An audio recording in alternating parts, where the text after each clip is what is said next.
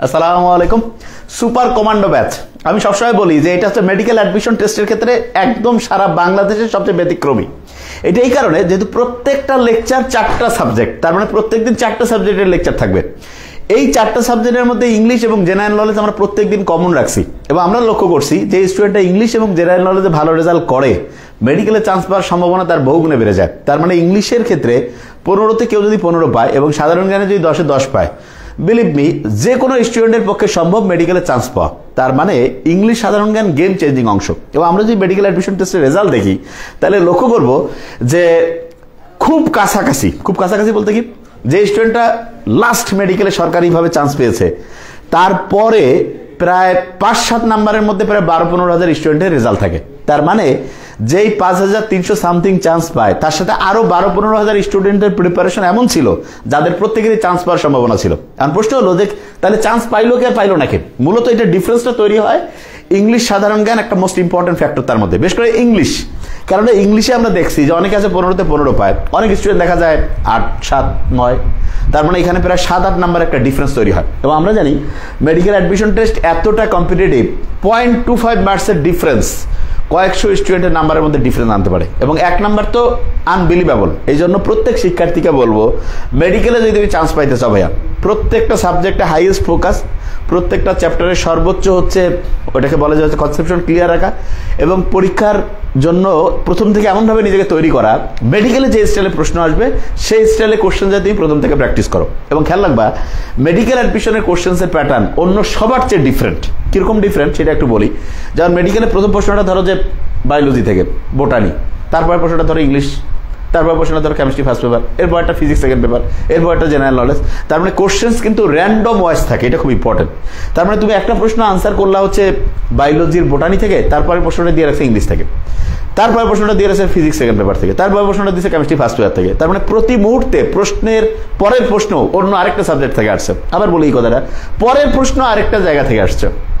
এবং এইরকম ক্ষেত্রে একটা স্টুডেন্ট যদি মাথাটাকে ওইভাবে রেডি করে, ওইভাবে রেডি মানে কি প্রথম থেকে তার পরীক্ষার সিস্টেমটা এমন হওয়া উচিত যাতে করে একটা প্রশ্ন ইংলিশ, একটা হচ্ছে ফিজিক্স, একটা হচ্ছে বোটানি, একটা হচ্ছে কেমিস্ট্রি, এরকম র্যান্ডম ওয়াইজ যাতে প্রশ্ন থাকে।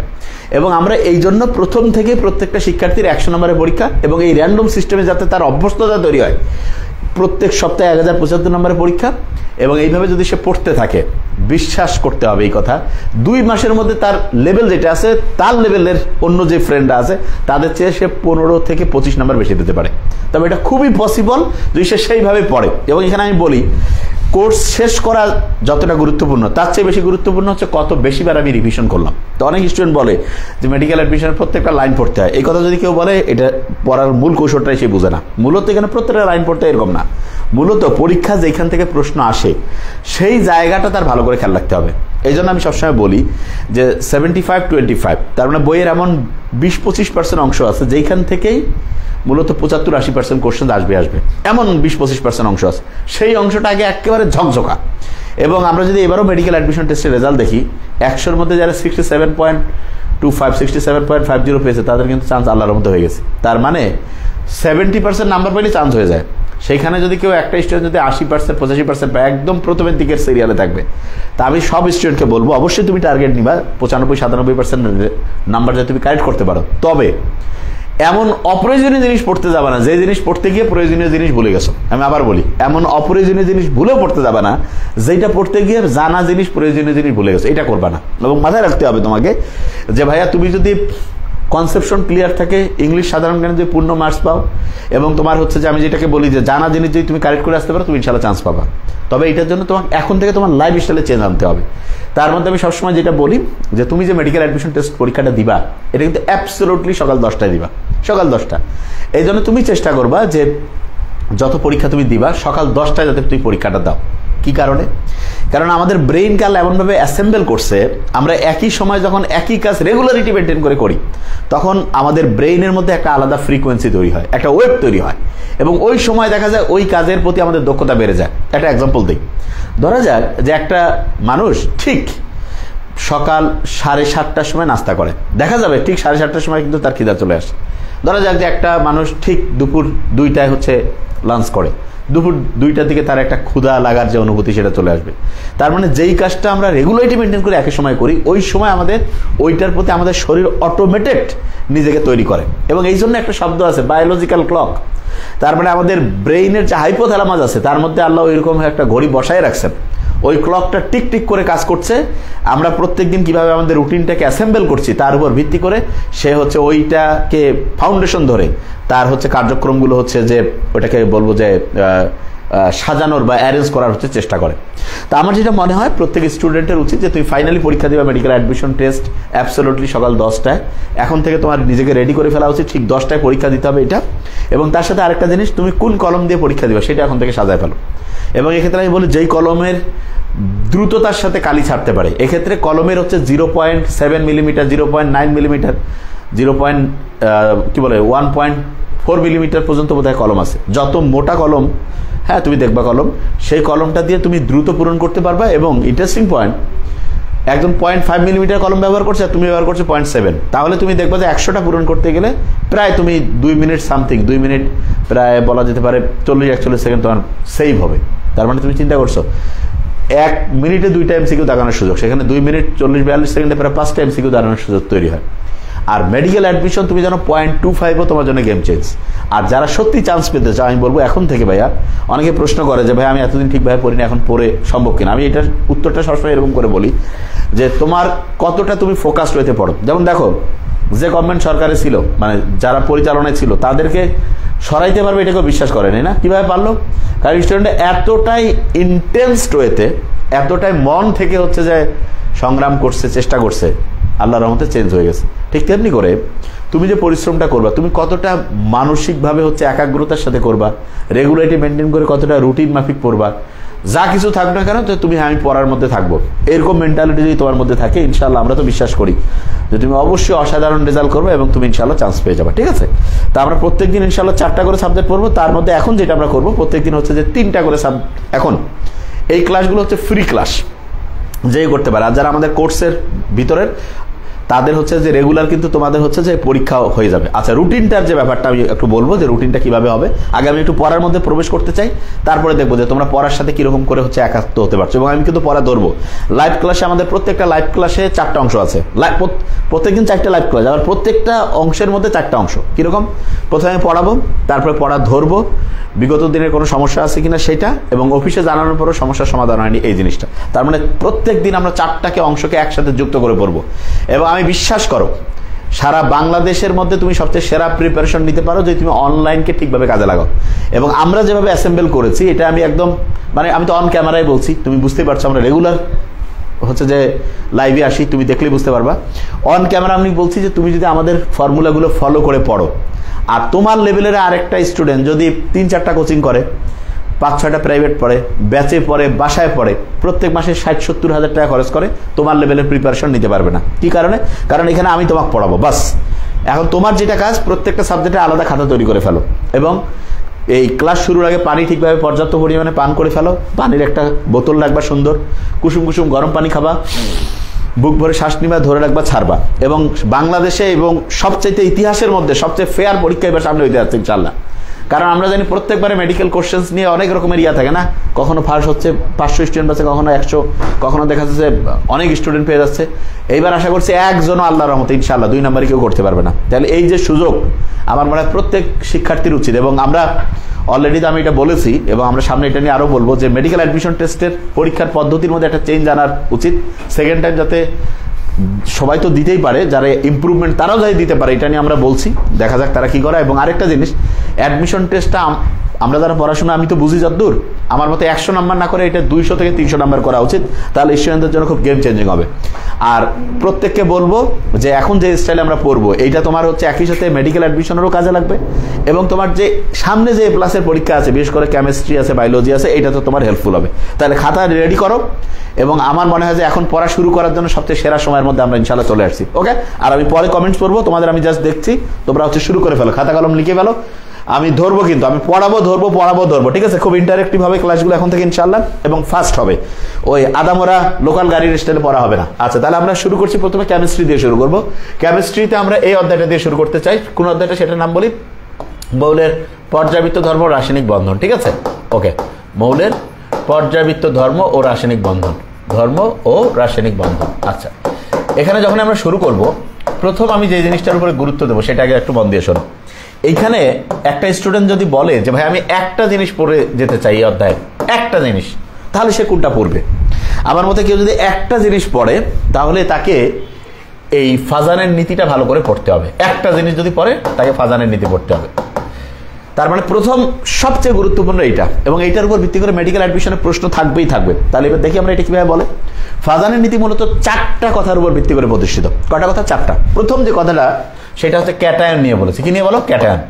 এবং সারা জীবন খেয়াল রাখবা, তুমি দেখবা যে এমসিকিউতে তোমার প্রশ্ন থাকে নিচের কোনটার আকার সবচেয়ে ছোট, সবসময় খেয়াল রাখবা ক্যাটায়ন। যেমন হচ্ছে সোডিয়াম প্লাস, ঠিক না, ম্যাগনেসিয়াম প্লাস, এগুলো কি বলো? ক্যাটায়ন। এই ক্যাটায়ন যেগুলো আছে এগুলো সবসময় খেয়াল রাখবা ইলেকট্রন এখানে কম থাকে। ইলেকট্রন কম থাকা মানে কি? প্রোটন যেটা আছে সেটা ইলেকট্রনকে আকর্ষণ করে। তাহলে আমরা যদি দেখি বাজারে একটা জিনিস কমে গেছে, তখন সবাই কয় ভাই তাড়াতাড়ি শেষ হয়ে যাবে, তাড়াতাড়ি কিনো। তার মানে কি আকর্ষণ বেড়ে যায়। আকর্ষণ বেড়ে গেলে কি হয়? কাছে চলে আসে। তার মানে ক্যাটায়ন সবসময় কি হবে বলো? ছোট হবে।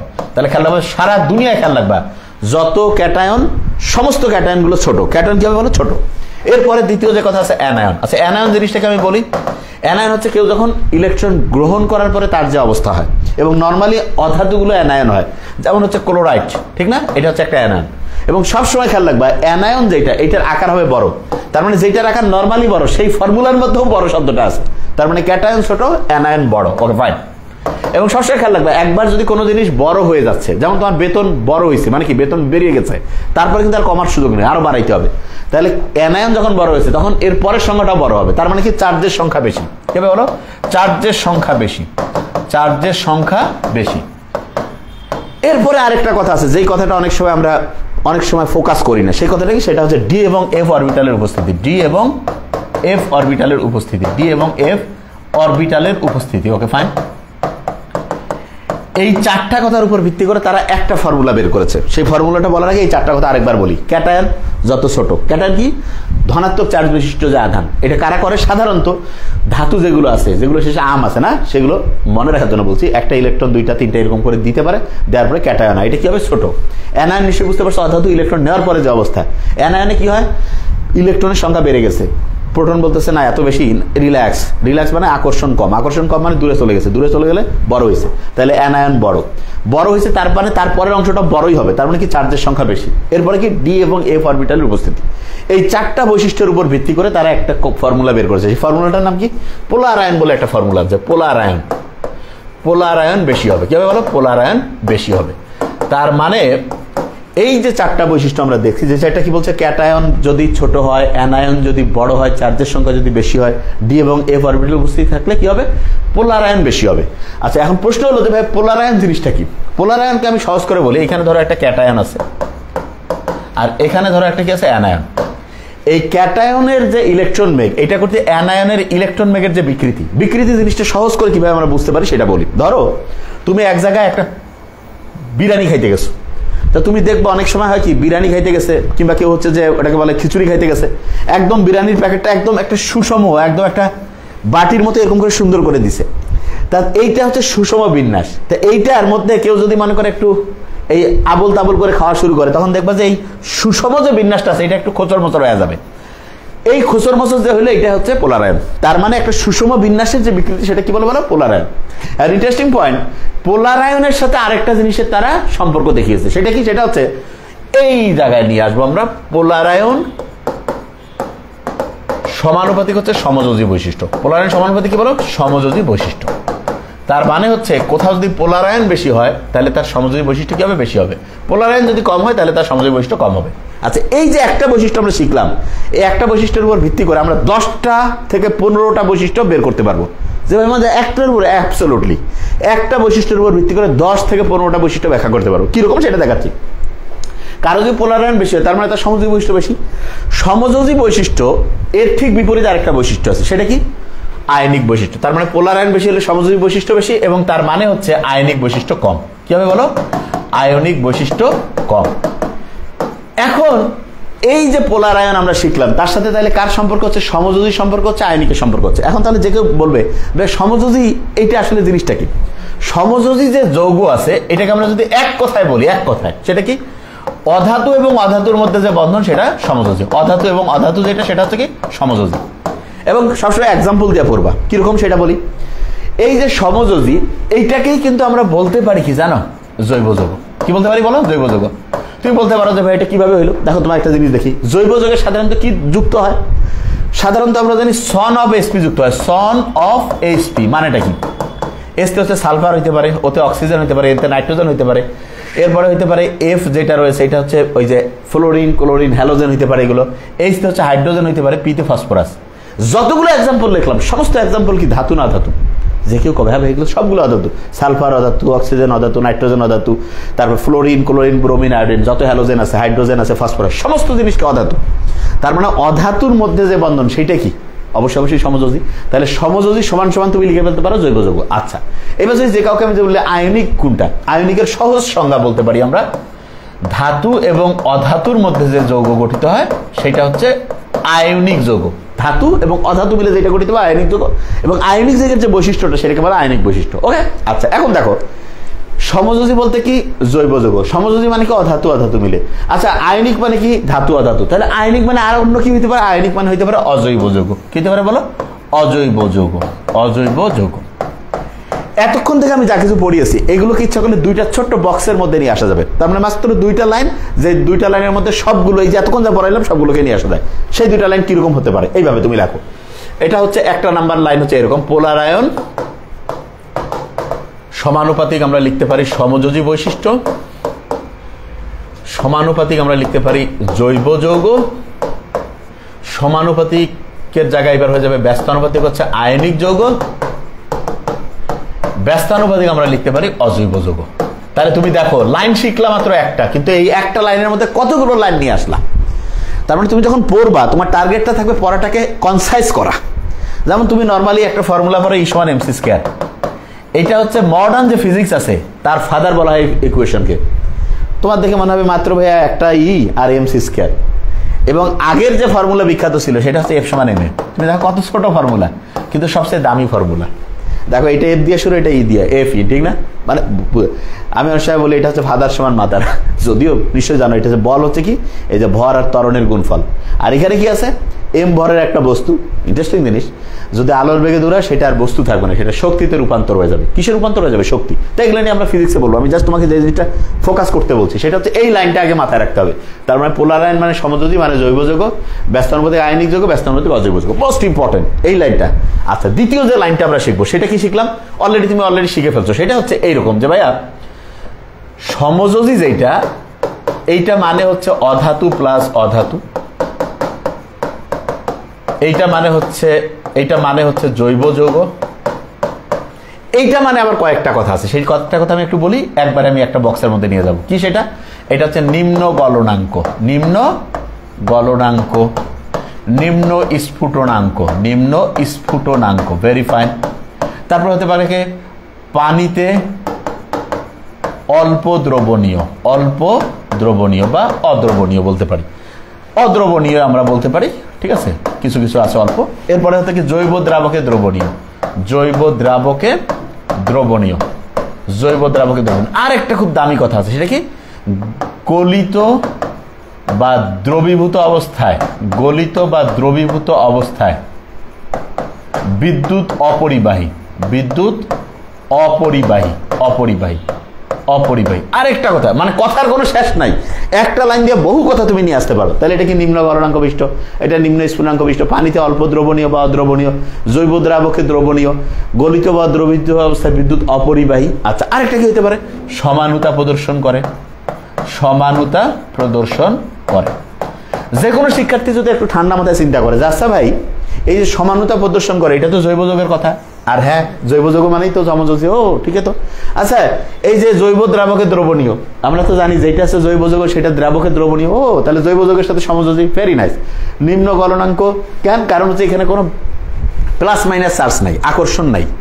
আকর্ষণ না থাকলে তখন কি হবে, খাতির নাই, তখন নিম্ন গলনাঙ্ক, নিম্ন স্ফুটনাঙ্ক। পানিতে অল্প দ্রবণীয় বা অদ্রবণীয়। তাহলে এই সবগুলো কথা তোমার মাথায় চলে আসছে না? আসছে। তাহলে এইটা হচ্ছে দ্বিতীয় লাইন। এখন এই দ্বিতীয় লাইনটা থেকে আরেকটা ওইটাকে আমি বলি ওই যে ফর্মুলাতে ম্যাথে তুমি করছো না অনুসিদ্ধান্ত আসে, এইটার একটা বিপরীত লাইন আমরা বের করতে পারি। সেটা কি? সমযোজীর জায়গায় আমি দেবো এখন আয়নিক। কি দিব বলো? আয়নিক। আয়নিক যদি দেয় এখানে অধাতু, অধাতু যায় কি দিব? যেকে বলবে ধাতু প্লাস অধাতু দিবেন, অ্যাবসোলুটলি। আচ্ছা এখানে জৈব যৌগের জায়গায় কি দিব? যেকে বলবে অজৈব যৌগ দিবেন, অ্যাবসোলুটলি। আচ্ছা এই যে আমি লাইনগুলো লিখছি এগুলো এখন কি হয়ে যাবে? অজৈব যৌগ মানে হচ্ছে কি ধাতু প্লাস অধাতু, মানে কি আয়নিক যৌগ, মানে কি এই নিম্ন জায়গায় কি হবে? উচ্চ হয়ে যাবে। নিম্ন স্ফুটনাঙ্ক জায়গায় উচ্চ স্ফুটনাঙ্ক, পানিতে অল্প দ্রবণীয় জায়গায় পানিতে অধিক দ্রবণীয়, জৈব দ্রাবকে দ্রবণীয় জায়গায় জৈব দ্রাবকে অদ্রবণীয়, পানিতে বা গলিত বা দ্রবিত অবস্থায় বিদ্যুৎ অপরিবাহী জায়গায় গলিত বা দ্রবিত অবস্থায় বিদ্যুৎ পরিবাহী, সমানতা প্রদর্শন করার জায়গায় সমানতা প্রদর্শন করে না।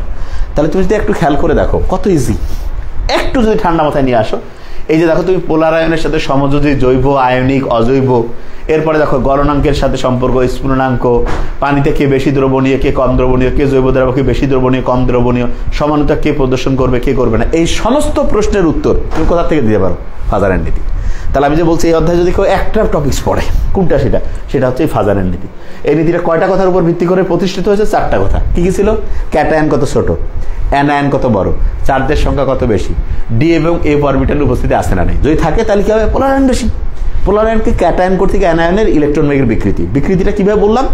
যে এই যে মনে করো তুমি এক জায়গায় খাইতে গেছো, খুব সুন্দর একটা প্লেটের মধ্যে চমৎকার ভাবে সাজাই দিছে হচ্ছে তোমাকে কি হচ্ছে পোলাও আর কি বলে বিরিয়ানি দিছে, কিংবা হচ্ছে ওটা কি কয়, আরে খাইলাম যে ওটা কি কয়, আরে হচ্ছে খিচুড়ি দিছে, আর তুমি যা খুচর মোচর করে খাইলে সুষম আকৃতিটা চেঞ্জ হয়ে গেল, ওইটাকে বলা হচ্ছে বিকৃতি। তা বিকৃতি যত বেশি হবে তত কি হবে? যে কেউ বলবে যে বিকৃতি যত বেশি হবে তত কি হবে? পোলারায়ন বেশি হবে। যত বেশি পোলারায়ন তত বেশি সমযোজী বৈশিষ্ট্য, এবং সমযোজী বৈশিষ্ট্যের ব্যস্তানুপাতিক আয়নিক বৈশিষ্ট্য। এরপরে বলছি সমযোজী মানে কি অধাতু অধাতু মিলে, সমযোজীর সাথে মিলে যায় জৈব যৌগ।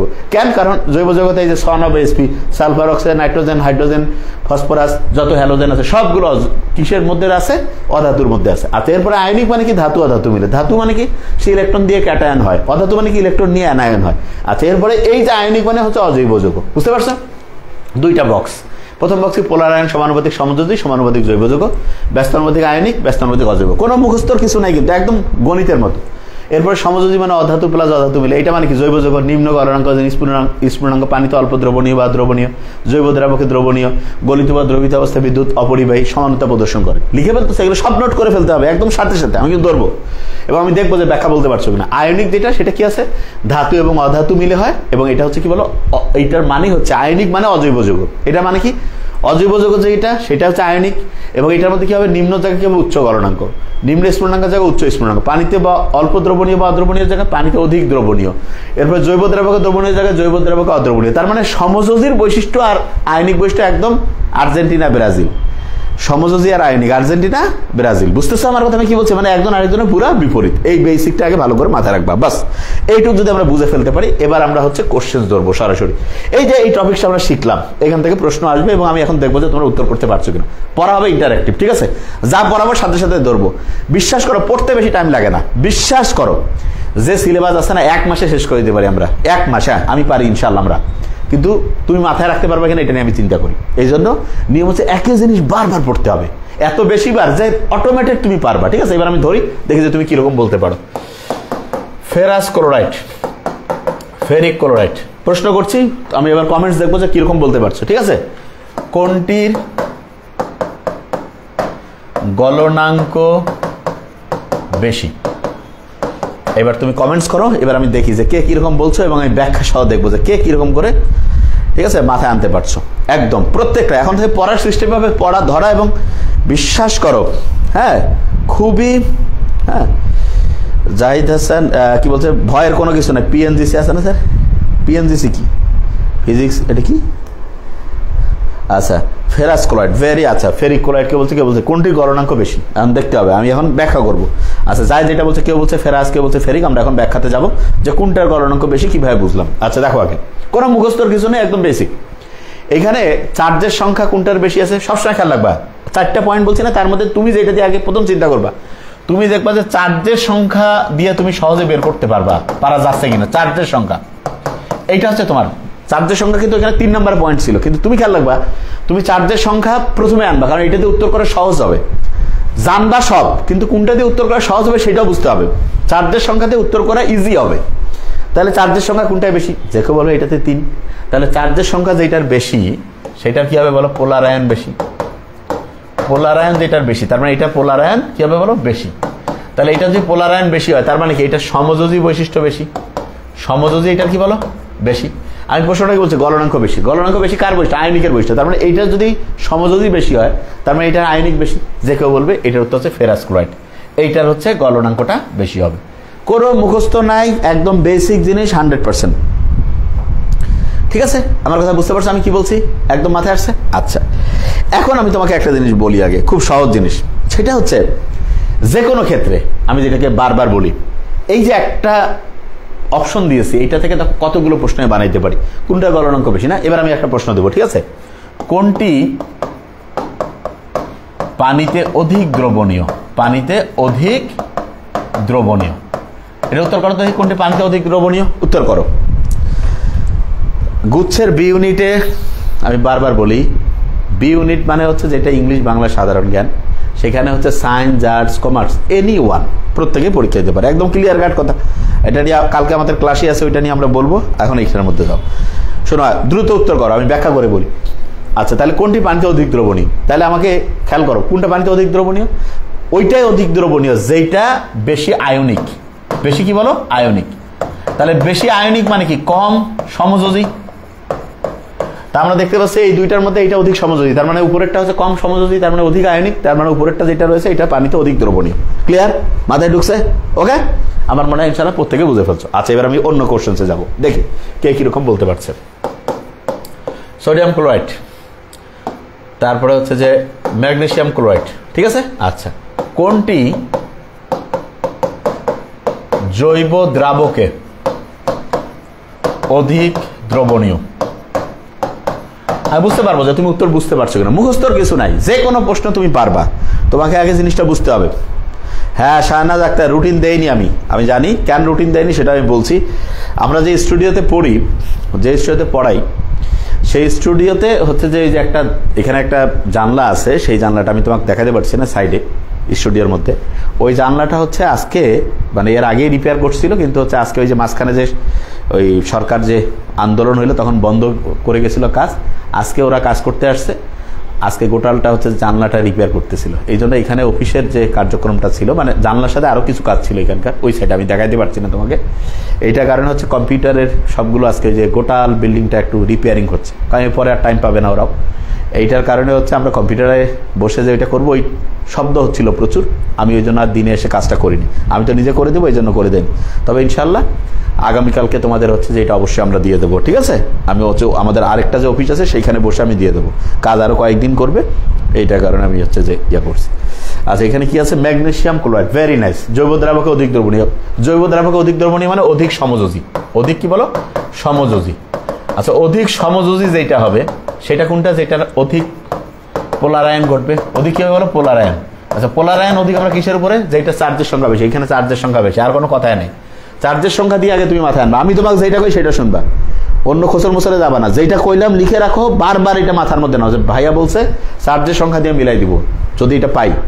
আর যদি না পাই, নাই অপশনে ওইটা না থাকে, তখন তো আমরা অন্যভাবে যাবো, ঠিক আছে? তার মানে এটা হচ্ছে অধিক পোলার আয়ন হবে, এবং এটা হচ্ছে অধিক সমযোজী। যেটা অধিক সমযোজী সেটা জৈব দ্রাবকে অধিক দ্রবণীয়।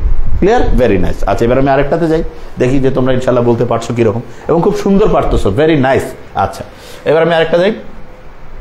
কোনটির বিদ্যুৎ পরিবাহিতা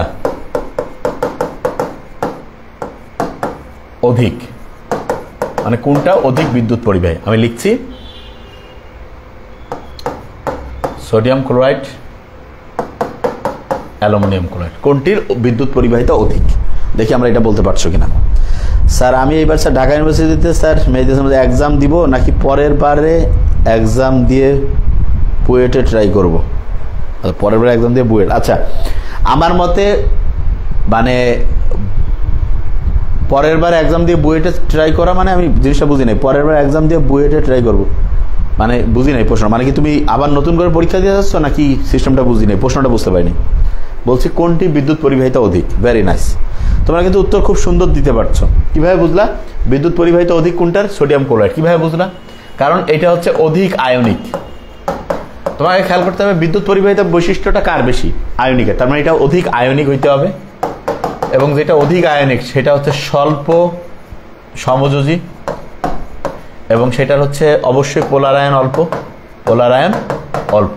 তা আমরা দেখতেছি এইখানে চার্জের সংখ্যা বেশি, এটা হচ্ছে পোলারায়ন বেশি ঘটছে। এটা পোলারায়ন বেশি মানে এটা অধিক সমযোজী, তাহলে উপরেরটা অধিক আয়নিক, যেটা অধিক আয়নিক সেটা হচ্ছে কি বিদ্যুৎ পরিবাহিতা অধিক হবে। তাহলে নিশ্চয়ই ইনশাআল্লাহ প্রত্যেকে বুঝে ফেলছো, ঠিক না? ইমপ্রুভমেন্ট, আচ্ছা আচ্ছা, ইমপ্রুভমেন্ট দিতেই পারে যে কেউ, কিন্তু আমার মতে কি জানো, রেগুলার ব্যাচের সাথে পরীক্ষাটা দেওয়ার, ইমপ্রুভমেন্ট দিয়ে অনেকে যে ভালো করে না তা না, কিন্তু আমার মতে পড়ার মধ্যে একটা গ্যাপ হয়ে যায়, ঠিক আছে? আমরা বেশিরভাগ তো আলসিয়া টাইপ, বুঝো নাই, মনে করি রিল্যাক্স করি না। এই জন্য আমি বলবো যে আগে হচ্ছে রেগুলার যে সুযোগগুলো আছে মানে এইটা দেওয়াটা বেশি ভালো। আর যদি রেজাল্ট দেখা যাচ্ছে যে স্কোর খুবই কম বেশি হয়ে গেছে কোনো কারণে, তাহলে সেক্ষেত্রে যে ঠিক আছে ইমপ্রুভ দিয়ে দিলা সেটা অন্য কথা, ঠিক আছে? ওকে। আর বুয়েটে কিন্তু যে কোনো সময় নিয়ম একবার এক একটা করে ফেলে, ঠিক আছে? যদিও এখনও এখানে হচ্ছে যে ওইবার একটা স্টুডেন্ট পাস করলে ইনশাআল্লাহ সে পরীক্ষা দিতে পারে। ইমপ্রুভমেন্টে দিয়ে বুয়েটে অ্যাডমিশন এক্সাম, এইটার নিয়মের এখনও ওইভাবে বলা যাবে না, কারণ ইমপ্রুভমেন্ট দিয়ে দেওয়া যাবে এটা ঠিক ইয়া না, ঠিক আছে? কিন্তু অনেক ক্ষেত্রে যে কোনো সময় নিয়ম চেঞ্জ করে দিতে পারে, ঠিক আছে? এই জন্য এটা খুব সাবধান হতে হবে। ওকে, তাহলে আমার মনে হয় এটা ইনশাআল্লাহ বুঝছে। আচ্ছা, ওগুলো আমি পরে উত্তর দেবো, এখন আমরা পড়ার মধ্যে দেখি, তাহলে পড়ার ফ্লো নষ্ট হয়ে যায়। আচ্ছা, এরপরে ফাজানের নীতি তাহলে আমরা বুঝে ফেলছি, ঠিক না? আচ্ছা, তাহলে ফাজানের নীতি থেকে আমরা দেখবো যে মেডিকেল অ্যাডমিশনে একটা করে কোশ্চেন, দুইটা করে কোশ্চেন ইনশাআল্লাহ থাকে। আচ্ছা, ফ্রি ক্লাসগুলোর কথা আমি একটু ক্লিয়ার করি। আমরা ফ্রি ক্লাস পেজে যেটা নিচ্ছি, এটা ফ্রি ক্লাস মানে কি, এটা হচ্ছে এক্সট্রা ক্লাস। ফ্রি বলাটার সাথে এক্সট্রা ক্লাস পেজে নিচ্ছে, যে কেউ দেখতে পারে, মিলাইতে পারে, তার এটা A+-এর পরীক্ষাও হেল্প হচ্ছে, মেডিকেল অ্যাডমিশনও। মূলত আমরা হচ্ছে যে আমাদের অন্য সব কিছু লাইভ ক্লাসটা আমরা যে কোনো সময় চাইলে পেজে নিতে পারি, কিন্তু আমাদের সামারি বলো, তারপরে সলিউশন বলো, বুক মার্কিং বলো, পরীক্ষা বলো, ওয়েবসাইটের সব কিছু হচ্ছে প্রাইভেট গ্রুপে, ঠিক আছে? এই জিনিসটা আমরা একটা, হ্যাঁ, এই জিনিসটা আমরা হচ্ছে ইয়া করে করতে পারি। আচ্ছা, এবার আমরা যে জায়গায় যাবো খেয়াল করো। এই অধ্যায়ের দ্বিতীয়, যদি সবচেয়ে ইম্পর্টেন্ট একটা জিনিস কেউ জিজ্ঞেস করে যে ভাই সবচেয়ে মোস্ট ইম্পর্টেন্ট দ্বিতীয় জিনিসটা কি হতে পারে, তা সেক্ষেত্রে আমি যেটা বলবো সেটা হচ্ছে সংকরায়ন। অরবিটালের কি বলো? সংকরায়ন। আচ্ছা, সংকরায়ন যখন আমরা করবো, তুমি খেয়াল করো, সংকরায়নের তোমাদের লেভেলে যেটা আসে সেটাকে আমি বলি। সংকরায়নে তোমাদের লেভেলে 3 টাইপের কোশ্চেন আসে। কি কি? যে কোন সংকরায়ন ঘটছে, কোন সংকরায়ন, কোন প্রকার সংকরায়ন ঘটেছে, তার মানে এটা কি SP না SP2 না SP3 SP3D এরকম। এরপরে যেটা হচ্ছে যে এটার বন্ধন কোণ কত, বন্ধন কোণ কত। আরেকটা আসে যেটার আকৃতি কেমন, ঠিক আছে?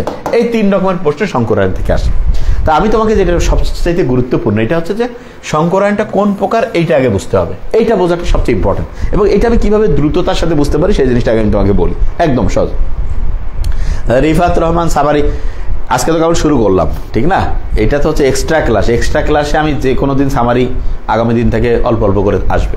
আজকে তো ফার্স্ট আসলাম, আমাকে অফিসে বলছে যে স্যার সামারি আমরা এখন কি করবো। আমি বলছি আমি লাইভে বলে দিব, ওদের হচ্ছে যে তখনই বলে দিয়েছি, ওরা জানি না কি বলছে তোমাদের, যে হচ্ছে যে এগুলো হচ্ছে এক্সট্রা ক্লাস, সামারি হচ্ছে নেক্সট দিন থেকে অল্প অল্প করে আপলোড হবে, ঠিক আছে? এটা হচ্ছে তোমাদের, মনে করো একটা স্টুডেন্ট এখন হচ্ছে যে সে এই ক্লাসগুলো করছে না, সে হচ্ছে দেখা গেল যে প্র্যাকটিক্যাল দেওয়ার পরে সে ভর্তি হয়, যেদিন প্র্যাকটিক্যাল শেষ সেদিন থেকে আমাদের একদম শুরু থেকে শুরু হবে, তখন থেকে যদি সে পরে কোনো সমস্যা নেই, কিন্তু আগের থেকে পড়লে তার রেগুলারিটি মেনটেন হবে, সে আগায় থাকবে, রিভিশন বেশিবার হবে, তার জন্য ভালো, ঠিক আছে? ওই সব পড়ার পর ইচ্ছা হলে অন্যগুলো, হ্যাঁ, তার মানে হচ্ছে যে রেগুলারিটি মেনটেন করতে হবে। আচ্ছা, এখন দেখো সংকরায়নের ক্ষেত্রে আমি 2টা ফর্মুলা বলবো, একদম খুব সহজ। সেটা কি? সংকরায়নের ক্ষেত্রে এটা দেখো, সিগমা বন্ধনের সংখ্যা, সিগমা বন্ধনের সংখ্যা প্লাস মুক্তজোড় ইলেকট্রনের সংখ্যা, মুক্তজোড় ইলেকট্রন এর সংখ্যা, এই 2টা মিলে যোগফল যদি 2 হয় তাহলে SP সংকরায়ন, আমি দেখাবো এখনই। যদি 3 হয় তাহলে SP2 সংকরায়ন, যদি 4 হয় তাহলে SP3 সংকরায়ন, যদি 5 হয় তাহলে SP3D সংকরায়ন, যদি 6 হয় তাহলে SP3D2 সংকরায়ন, যদি 7 হয় SP3D3 সংকরায়ন। এটাকে লিখে ফেলো যে মূল হিসাবটা কি, সিগমা বন্ধনের সংখ্যা প্লাস মুক্তজোড় ইলেকট্রনের সংখ্যা, এই 2টা যোগ করে যোগফল যদি 2 হয় তাহলে SP3 হলে SP2, 4 হলে SP3, 5 হলে SP3D, 6 হলে SP3D2, 7 হলে SP3D3। দেখো একই জিনিস কিন্তু বারবার পড়তে হবে, ঠিক আছে? আচ্ছা, 15 তারিখ পর্যন্ত তোমরা আন্দোলনে থাকতে বললে থাকবা অবশ্যই 15, 17, 18, কারণ বাংলাদেশ নিয়ে অনেক রকম আমাকেও আমার অনেকেই জানিয়েছে অফিসে যে স্যার যাতে এটা একটু বলে। তার ব্যাপার হলো দেশটা স্বাধীনতা এত কিছু করা হলো, শয়তান তো শয়তানি কাজ করতেই থাকবে। তা আমাদেরও কাজ হচ্ছে যে বসে থাকা যাবে না, কিন্তু পড়াশোনার সাথে সাথে, ঠিক আছে, একটু চোখ কান খোলা রেখে সবাই যে অসাধারণ কাজ তোমরা করছো। আজকে আমি হচ্ছে একটু মানে রাস্তা দিয়ে একটু ঘুরছিলাম, যে দেখছিলাম যে আসলে এখনকার জেনারেশন যেটা খুবই ভালো আবার খুবই খারাপ, মানে দুই দিকেই অসাধারণ। তাই যেটা আমি বলি সেটা হচ্ছে যে দেখলাম সবাই রং তুলি দিয়ে ইয়ে করতে। তবে আমার মতে এইখানে ছেলেদের আলাদা একটা গ্রুপ করে করলে ভালো হতো, মেয়েরা একটু আলাদা, এক জায়গায় ছেলে মেয়ে একসাথে না করে, মানে যে ঠিক আছে এই অংশটা আমরা মেয়েরা একসাথে করবো, এই অংশটা ছেলেরা একসাথে করবো, এটা মানে বেশি ভালো হইতো। যাই হোক, এটা আমার সাজেশন। আর দ্বিতীয় যেটা জিনিস সেটা হচ্ছে যে বেশিরভাগ ক্ষেত্রে যেটা হয় সেটা হচ্ছে যে আমি সবসময় বলি ব্যালেন্সড, মধ্যম পন্থা। এবং খেয়াল রাখবা যে সরকারের কিছু বুদ্ধিশুদ্ধিও অভাব আছে। সেটা হচ্ছে যে এরা হচ্ছে যে যারা এই যে কাজগুলো করতেছে, তোমরা যারা কাজ করতেছো মন থেকে করতেছো, এটা মনের মানুষের, এই যে তুমি যে একজনকে হেল্প করো, জীবন দিয়ে দেয়, এটা কি কোনো কিছু পাওয়ার জন্য না, এটা মানুষ, কিন্তু আমরা মানুষকে উৎসাহিত করার জন্য অনেক সময় অনেক কিছু করি, কিন্তু আসলে সে মন থেকে করে সবাই। তাই এই যে সার্টিফিকেট দেওয়ার, আমার মতে এইটা দেওয়ার কোনো দরকারই নেই, কারণ এটা মন থেকে দেশের জন্য কাজ করে। বরং এইটাতে অনেকে নিরুৎসাহিত হইতে পারে যে আমি কি সার্টিফিকেটের জন্য যাচ্ছি। আমার মনে হয় যারা এই যে সার্টিফিকেটের জন্য যায় না, অনেককে যদি কাউকে বলা হয় 10,000 টাকা, তবু সে যাবে না। এটা মন থেকে একটা ভালোবাসা, না দেশের প্রতি একটা আন্তরিকতা, এইটার কারণে। আসলে হয়েছে কি, সবসময় আমরা মনে করি মানুষ বোধহয় ক্যান করতেছে, অনেক সময় যে মানুষের এই যে অন্যকে হেল্প করার যে মেন্টালিটি থাকে, এটা আমরা সব বিশ্বাস করতে চাই না। কিন্তু প্রমাণ তো হয়েছে, ইতিহাস, বাঙালির তো খুব ইমোশনাল জাতি, ঠিক আছে, মানে ইমোশনাল। ওই যে সাইদের যে ঘটনাটা হইলো, ওই ঘটনাটা দেখার পর আমি কিন্তু নর্মালি কোনো পলিটিক্যাল ব্যাপার নিয়ে নর্মালি পোস্টটা আমরা আমাদের পেজে দেই। ওই ঘটনাটা বিশেষ করে আমাদের রংপুরে, আমার তো মেজাজটা সত্যি খুবই গরম হয়ে গেছে। আমি বলছি না, সাথে সাথে পোস্ট, আমার ছোট ভাই কিছুক্ষণ পরে ফোন দিল যে ভাই তুই এই পোস্ট দিছিস, এটা তো দেওয়া যাবে না, সরকার বিরোধী, ধর সরকার বিরোধী যদি ফেলাও, এখন পুরো অ্যাটাকে যাইতে হবে। কারণ কি, কারণ হচ্ছে যে সরকার কি, দেশের জনগণ যদি এরকম করে মরে, সরকার বলিয়া, তুমি যদি আমাদের পেজে দেখো কোনোদিন কিন্তু আমরা হচ্ছে যে নর্মালি পলিটিক্স খুবই ভালো কাজ, কিন্তু আমরা চিন্তা করি এটা পড়াশোনার পেজ, লাইফ স্টাইল রিলেটেড, এখানে আমরা ওগুলো নিয়ে বলি না। কিন্তু সাইদের যখন মৃত্যুটা, ওইটার পরে তুমি যদি আমাদের পেজ দেখো তাহলে তুমি বুঝতে পারবা, এরপর থেকে আমরা যেন আর বসে থাকার কোনো স্কোপ নাই, মানে এরপরে আর বসে থাকা যাবে না। কিছু জিনিস আছে না, ফরজ হয়ে গেছে, ঠিক আছে, তখন আর হচ্ছে যে পানি না থাকলেও ওটা কি কয়, মাটি দিয়ে তায়াম্মুম করে যুদ্ধে নামি যাইতে হবে, এইটা। এবং আমরা জানি যে এই যে আল্লাহ না করুক যদি এটা ব্যর্থ হইতো তাইলে হ্যাঁ অনেকেরই অনেক ভেজালের মধ্যে পড়ে যাইতো, মানে আসলে। কিন্তু ওই ভয় পাইলে কি হবে, আল্লাহ উপরে আসে, মানে এরপরে তো আর বসে থাকার বুদ্ধি নেই। হ্যাঁ, তো এটা আমি এই কারণে বললাম যে প্রত্যেকটা জিনিসের একটা সীমানা থাকে। আল্লাহ বলছে ইন্না বৎসা রব্বিকা লাশাদীদ, তোমার রব যখন একবার ধরে, রবের ধরাটা বড় কঠিন হয়ে যায়। প্রথমে আল্লাহ ধরে না, একবার যখন ধরে খবর খারাপ আছে, ঠিক আছে। তা এই জিনিসটা হয়েছে আর কি। তা আমার যেটা মনে হয়, ঠিক আছে, যে এটা কি হচ্ছে স্যার, কালকে এটা নিয়ে ধমক দিছে, দেরি হলে নাকি স্যার আমাদেরই ভালো, এইচএসসি এক্সামে স্যার পিছিয়ে গেল। হ্যাঁ, এইচএসসি একদম পিছাইছে, ভালো হয়েছে, ভালো বুঝো না তো, কোনটা ভালো সেটা বুঝো না। তোমাকে বলতেছি ভাইয়া, সরের জিলাপি খাও, দুধের সর দিয়া খাঁটি জিলাপি মুখের মধ্যে দিলে চাবাইতে হবে না, অটোমেটিক খালি স্বাদ পাবা আর ভিতরে চলে যাবে। তুমি কষ্ট আমার গুড়ের জিলাপি দেন না, চিনি জিলাপি, মূর্খ যে, এই জন্য মূর্খদের জন্য, মূর্খ সারা রাত কাজ করবে আর জ্ঞানী লোক ঘুমাবে, অ্যাকাউন্ট দেখবে জ্ঞানীর ভর্তি হয়ে গেছে, আর মূর্খ হচ্ছে আর হচ্ছে না। তো এইটা হচ্ছে তোমাদের অভ্যাস, যে কোনটা ভালো কোনটা খারাপ সেটাও বুঝো না, ঠিক আছে। স্যার আমি এবার স্যার হচ্ছে মেডিকেল এক্সাম কোন মান্থে হবে, এটা আমি তোমাকে বলি, জানুয়ারির 3 তারিখের আগে হবে না, এটা লিখে রাখো ইনশাল্লাহ, তারপরে হবে। তার মানে এটা তারপরে কত পরে সেটা আমি তোমাকে এখন বলবো না, কারণ আমার রুটিনটা দেখে ক্যালকুলেশন করে আল্লাহর রহমতে বিগত মানে 8-10 বছর ধরে আমি যে ডেটগুলো বলি হুবহু ওই ডেটগুলো মিলে যায়, আলহামদুলিল্লাহ, আল্লাহর অশেষ রহমত। এই জন্য আমি আন্দাজে ডেট বলবো না, হিসাব করে আমি ডেট বলি, ঠিক আছে। এই জিনিসটা খুব ভালো করে মাথায় রাখতে হবে। হ্যাঁ হ্যাঁ, পড়ায় যাবো, পড়বো তো, আমরা যা শুরু করতেছি দেখো, আমরা পড়ার মধ্যে থাকবো ইনশাল্লাহ। আজ তাহলে সংকরানের মধ্যে সিগমা বন্ধনের সংখ্যা আর মুক্তজ ইলেকট্রনের সংখ্যা দুইটা মিলে 2 হলে SP, 3 হলে SP2, 4 হলে SP3, 5 হলে SP3D, 6 হলে SP3D2, 7 হলে SP3D3। ওকে, এখন এটা এক্সাম্পল, এটা আরেকটা ফর্মুলা আছে, হাফ দিয়ে আমি দেখাবো, আগে এটা শিখি। এইটা দিয়ে কিভাবে হয়, যেমন ধরো যে তোমাকে আমি বললাম কার্বন ডাইঅক্সাইড, ধরো তাহলে এখানে কার্বন আছে, এদিকে অক্সিজেন, এদিকে অক্সিজেন, এখানে এইটা একটা সিগমা বন্ধন, এইটা একটা সিগমা বন্ধন, কার্বনের 4টা ইলেকট্রন শেয়ার হয়ে গেছে, তার মানে সিগমা বন্ধন কয়টা, 2টা, মুক্ত ইলেকট্রন 0, তাহলে এটা হচ্ছে টোটাল কত, 2 মানে কি SP সংকরায়ন। তার মানে কার্বন ডাইঅক্সাইড কোন সংকরায়ন? sp। আচ্ছা, যখন এই sp সংকরায়ন হয়েছে তখন এর বন্ধন কোণটা কত সেটাও বলি। ধরো একটা বৃত্ত কত ডিগ্রি, যেটা হলো 360 ডিগ্রি। এটাকে যদি আমি 2 ভাগ করি, এদিকে s এদিকে p, তাহলে 360 কে 2 দিয়ে ভাগ করো 180 ডিগ্রি। ক্লিয়ার? তাহলে sp আগে সহজ করে শিখো যাতে সবাই বুঝতে পারো। ওকে, এরপরে ধরো তোমাকে আমি আরেকটা एग्जांपल দেই। কিরকম হতে পারে দেখো, বোরন ট্রাইক্লোরাইড, এটা एग्जांपल। ধরো এখানে বোরন আছে, এদিকে একটা ক্লোরিন আছে, এদিকে একটা ক্লোরিন পরমাণু আছে, এদিকে একটা ক্লোরিন পরমাণু আছে। কয়টা ক্লোরিন পরমাণু আছে? 3টা, 3 দিকে, তার মানে 3টা সিগমা বন্ধন, তাহলে 3। ব্রোমিনের শেষে 3টা ইলেকট্রন শেয়ার করে ফেলছে, তার মানে মুক্ত জোড় ইলেকট্রন 0। 3 আর 0 যোগ করলে কত? 3। 3 মানে হচ্ছে sp2 সংকরায়ন। কি বলো? sp2। sp2 মানে গোটাল বৃত্তটা, সেটা যদি 360 ডিগ্রি হয়, এটাকে আমরা 3 ভাগ করব, s 2 দিকে 2টা p, তার মানে 360 কে যদি আমি 3 দিয়ে ভাগ করি, প্রতি ভাগে কত হবে? যে কেউ করবে ভাই 120 ডিগ্রি।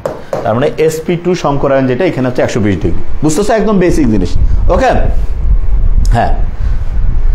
আচ্ছা, এরপরে যেটা আছে সেটা আমি যদি দেখি কি হতে পারে, সেটা হচ্ছে যে যদি এরকম হয়, যেমন যদি আমি তোমাকে বলি, ধরো মিথেন আছে, মিথেনের চারদিকে 4টা হাইড্রোজেন পরমাণু আছে। সিগমা বন্ধন কয়টা? যেগুলো হলো 1 2 3 4। সিগমা বুঝো তো, একক বন্ধনগুলো সিগমা, এগুলো তো জানো, আর না জানলে বলিও, আমি দেখতেছি তোমাদের কমেন্টস।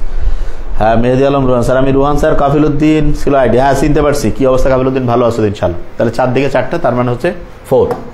মুক্ত জোড় ইলেকট্রন 0, 4 আর 0 মিলে হচ্ছে কত? 4। 4 মানে হচ্ছে কত? sp3 সংকরায়ন, sp3। আর sp3 যেটা, এটা আবার চিন্তা করিও না যে ভাই একটা বৃত্ত নিলাম, এটা 4 ভাগ করে দিব 190 ডিগ্রি করে, না। এইটা ন্যূনতম একটা মান দিতে হয়, সেটা হচ্ছে 109.5 ডিগ্রি, 109 ডিগ্রি 28 ইঞ্চি, এইটা হচ্ছে মান। তাহলে sp, sp2, sp3, ঠিক আছে? ওকে, ফাইন। আর সিগমা মানে সিঙ্গেল বন্ধন, ভেরি ফাইন। তাহলে এটা মাথায় ঢুকছে আমি কি বলছি? ওকে, ফাইন। তাহলে এইটা হচ্ছে তোমার sp, sp2, sp3। আচ্ছা, এখন যে কয়টা আমি एग्जांपल দিছি, এগুলো কোনটাতে মুক্ত জোড় ইলেকট্রন ছিল না। আর যদি মুক্ত জোড় ইলেকট্রন আসে তাহলে কি হবে সেটা আমি তোমাকে একটু দেখাই। যেমন ধরো যে তোমার হচ্ছে অ্যামোনিয়ার ক্ষেত্রে আমরা যে অ্যামোনিয়া, অ্যামোনিয়াতে 3 দিকে কয়টা সিগমা বন্ধন? 3টা। আচ্ছা, মুক্ত জোড় ইলেকট্রন নাইট্রোজেনের শেষ কক্ষতে 5টা ইলেকট্রন থাকে, 3টা সে শেয়ার করছে, তার মানে 2টা আছে, 2টা মানে 1 জোড়া, 3 + 1। খেয়াল রাখবা, মুক্ত জোর মানে 2টা মিলে কিন্তু 1 জোড়া, এটা আবার 2 দেওয়া যাবে না, 2টা মিলে 1 জোড়া, তাহলে 3 একে কত? 4। ধর মানুষের ক্রোমোসোম হচ্ছে 23 জোড়া, আবার 23টা না, ঠিক আছে, জোড়া হিসাব। তাহলে ঠিক তেমনি 3 একে 4, 4 মানে হচ্ছে sp3 সংকরায়ন। আর ইন্টারেস্টিং পয়েন্ট, এইটাও sp3। আবার এর আগে যে আমি তোমাকে মিথেনটা দেখাইছি, তুমি যদি একটু খেয়াল করে দেখো, মিথেনটা কিন্তু sp3। ডিফারেন্সটা কোথায়? ডিফারেন্সটা হচ্ছে এইখানে হচ্ছে 1 জোড়া মুক্ত জোড় ইলেকট্রন আছে, একটু ভালো করে খেয়াল করো, 1 জোড়া মুক্ত জোড় ইলেকট্রন। এবং আমি সবসময় বলি, আচ্ছা, মুক্ত জোড় মানে কি? মুক্ত জোড় মানে এই ইলেকট্রনগুলো কারোর সাথে গিয়ে বন্ডিং করতে পারেনি। সহজ করে একটা एग्जांपल দিই, তাহলে বুঝতে পারবা। ধরো প্রত্যেকটা ইলেকট্রন চায় আরেকটা ইলেকট্রনের সাথে বন্ধুত্ব তৈরি করতে। তার নাইট্রোজেনের 5টা ইলেকট্রন ছিল, কয়জন? শেষ কক্ষপথে 5টা, মানে নাইট্রোজেনের নরমাল ইলেকট্রন কত? 7টা আছে। অনেকের মাথায় আসবে যে ভাই শেষে 5টা আসলো কিভাবে? খুব সহজ, 1s2, 2s2, 2p3। তাহলে লাস্ট কক্ষপথ কোনটা? এই যে 2তে, এই যে শেষ কক্ষপথে 3 আর 2 5টা ইলেকট্রন, তার মানে এর 5টা ইলেকট্রন আছে। আচ্ছা, 5টার মধ্যে 3টা ইলেকট্রন আলাদা করে 3 জন হাইড্রোজেনের সাথে বন্ধুত্বপূর্ণ গল্প করা শুরু করে দিছে, 2টা ইলেকট্রন চুপ করে আছে। তার মানে যে অন্য কারোর সাথে গল্প করতে পারতেছে না, অন্য কারোর সাথে কথা বলতে পারতেছে না, সে হচ্ছে মুক্ত। আর 1 জোড়া আকারে আছে, এই জন্য মুক্ত জোড় ইলেকট্রন। ক্লিয়ার? তার মানে যে অন্য কারোর সাথে হচ্ছে কোনো রকমের কানেক্টিভিটি নাই, কথা কওয়ার কোনো বুদ্ধি নেই, চুপ করে বসিয়ে আছে, সে হচ্ছে মুক্ত জোড়। ক্লিয়ার? ওকে, এখন যেটা হয়েছে, 1 জোড়া যদি মুক্ত জোড় ইলেকট্রন থাকে, 1 জোড়া মুক্ত জোড় ইলেকট্রনের কারণে বন্ধন কোণ, এটা কোনো বইয়ে পাবা না, কিন্তু আমি তোমাকে যেটা এটা খেয়াল রাখো, খুব হেল্পফুল হবে। 1 জোড়া মুক্ত জোড় ইলেকট্রনের কারণে, 1 জোড়া মুক্ত জোড় ইলেকট্রনের কারণে, মুক্ত জোড় ইলেকট্রনের কারণে বন্ধন কোণ 2.5 থেকে 2.5 ডিগ্রি কমে যায়। 2.5 ডিগ্রি থেকে 2.5 ডিগ্রি কি হয়ে যায়? কমে যায়। এটা কোনো বইয়ে নাই, কিন্তু এটা তোমার জন্য খুব হেল্পফুল হবে, লিখে বলো। 1 জোড়া মুক্ত জোড় ইলেকট্রনের কারণে বন্ধন কোণ 2.5 থেকে, হ্যাঁ, ওই যে ফ্রি ইলেকট্রন, ইংলিশ বুঝে, বাংলা বুঝে না, ইউনিভার্সিটি বুঝে, বিশ্ববিদ্যালয় বুঝে না। আচ্ছা, 1 জোড়া মুক্ত জোড় ইলেকট্রনের কারণে বন্ধন কোণ 2.5 থেকে 2.5 ডিগ্রি কমে যায়। ওকে, আচ্ছা, এখন যেটা হয়েছে সেটা হচ্ছে, একজন বলছে ভাই সমুদ্র সৈকত মানে কি? বলছে ভাই সি বিচ। আচ্ছা, নাইট্রোজেন হচ্ছে 7, 1s2, 2s2, 2p3। তাহলে শেষ কক্ষপথে 5টা ইলেকট্রন আছে না, 3টা সে শেয়ার করছে, 1 জোড়া মুক্ত জোড় ইলেকট্রন আছে। তাহলে এইটা 109.5 ডিগ্রি থেকে যে 2.5 ডিগ্রি কমে যায়, তাহলে কত হবে? এইটার বন্ধন কোণ হয়ে যাবে 107 ডিগ্রি। কত হয় বলো? 107 ডিগ্রি। ব্রেইনে আসতেছে আমি কি বলছি? মাথায় ঢুকছে? আচ্ছা, এরপরে যদি আরেকটা এরকম एग्जांपल দেই, যেমন ধরো পানির অণু, সহজ করে গেছি ওর কি, অক্সিজেনের নর্মালি 8টা ইলেকট্রন, শেষ কক্ষপথে কত থাকে 1s2 2s2 2p4, তাহলে শেষে থাকে যে দেখো 2 দ্বিতীয় জেন হচ্ছে 2, এখানে 2, শেষে আছে 2 আর 4 6, তার মানে শেষ কক্ষপথে 6টা ইলেকট্রন আছে। শেয়ার করছে কয়টা? 2টা। তাহলে চুপ করে বসে আছে কয়জন? 4জন। 4জন মানে কয় জোড়া? 2 জোড়া। তাইলে এখানে সিগমা বন্ধন কয়টা? 2টা। মুক্ত জোড়া ইলেকট্রন কয় জোড়া? 2 জোড়া। এটা আবার 2 জোড়া মানে 4টা না, কিন্তু যত জোড়া সেইটা নাম্বার যুক্ত হবে। তাহলে 2 আর মানে 4টা মানে আবার 4 নাম্বার লেখা যাবে না, মানে জোড়া আকারে লিখতে হবে। তাহলে 2 2 কত হলো? 4।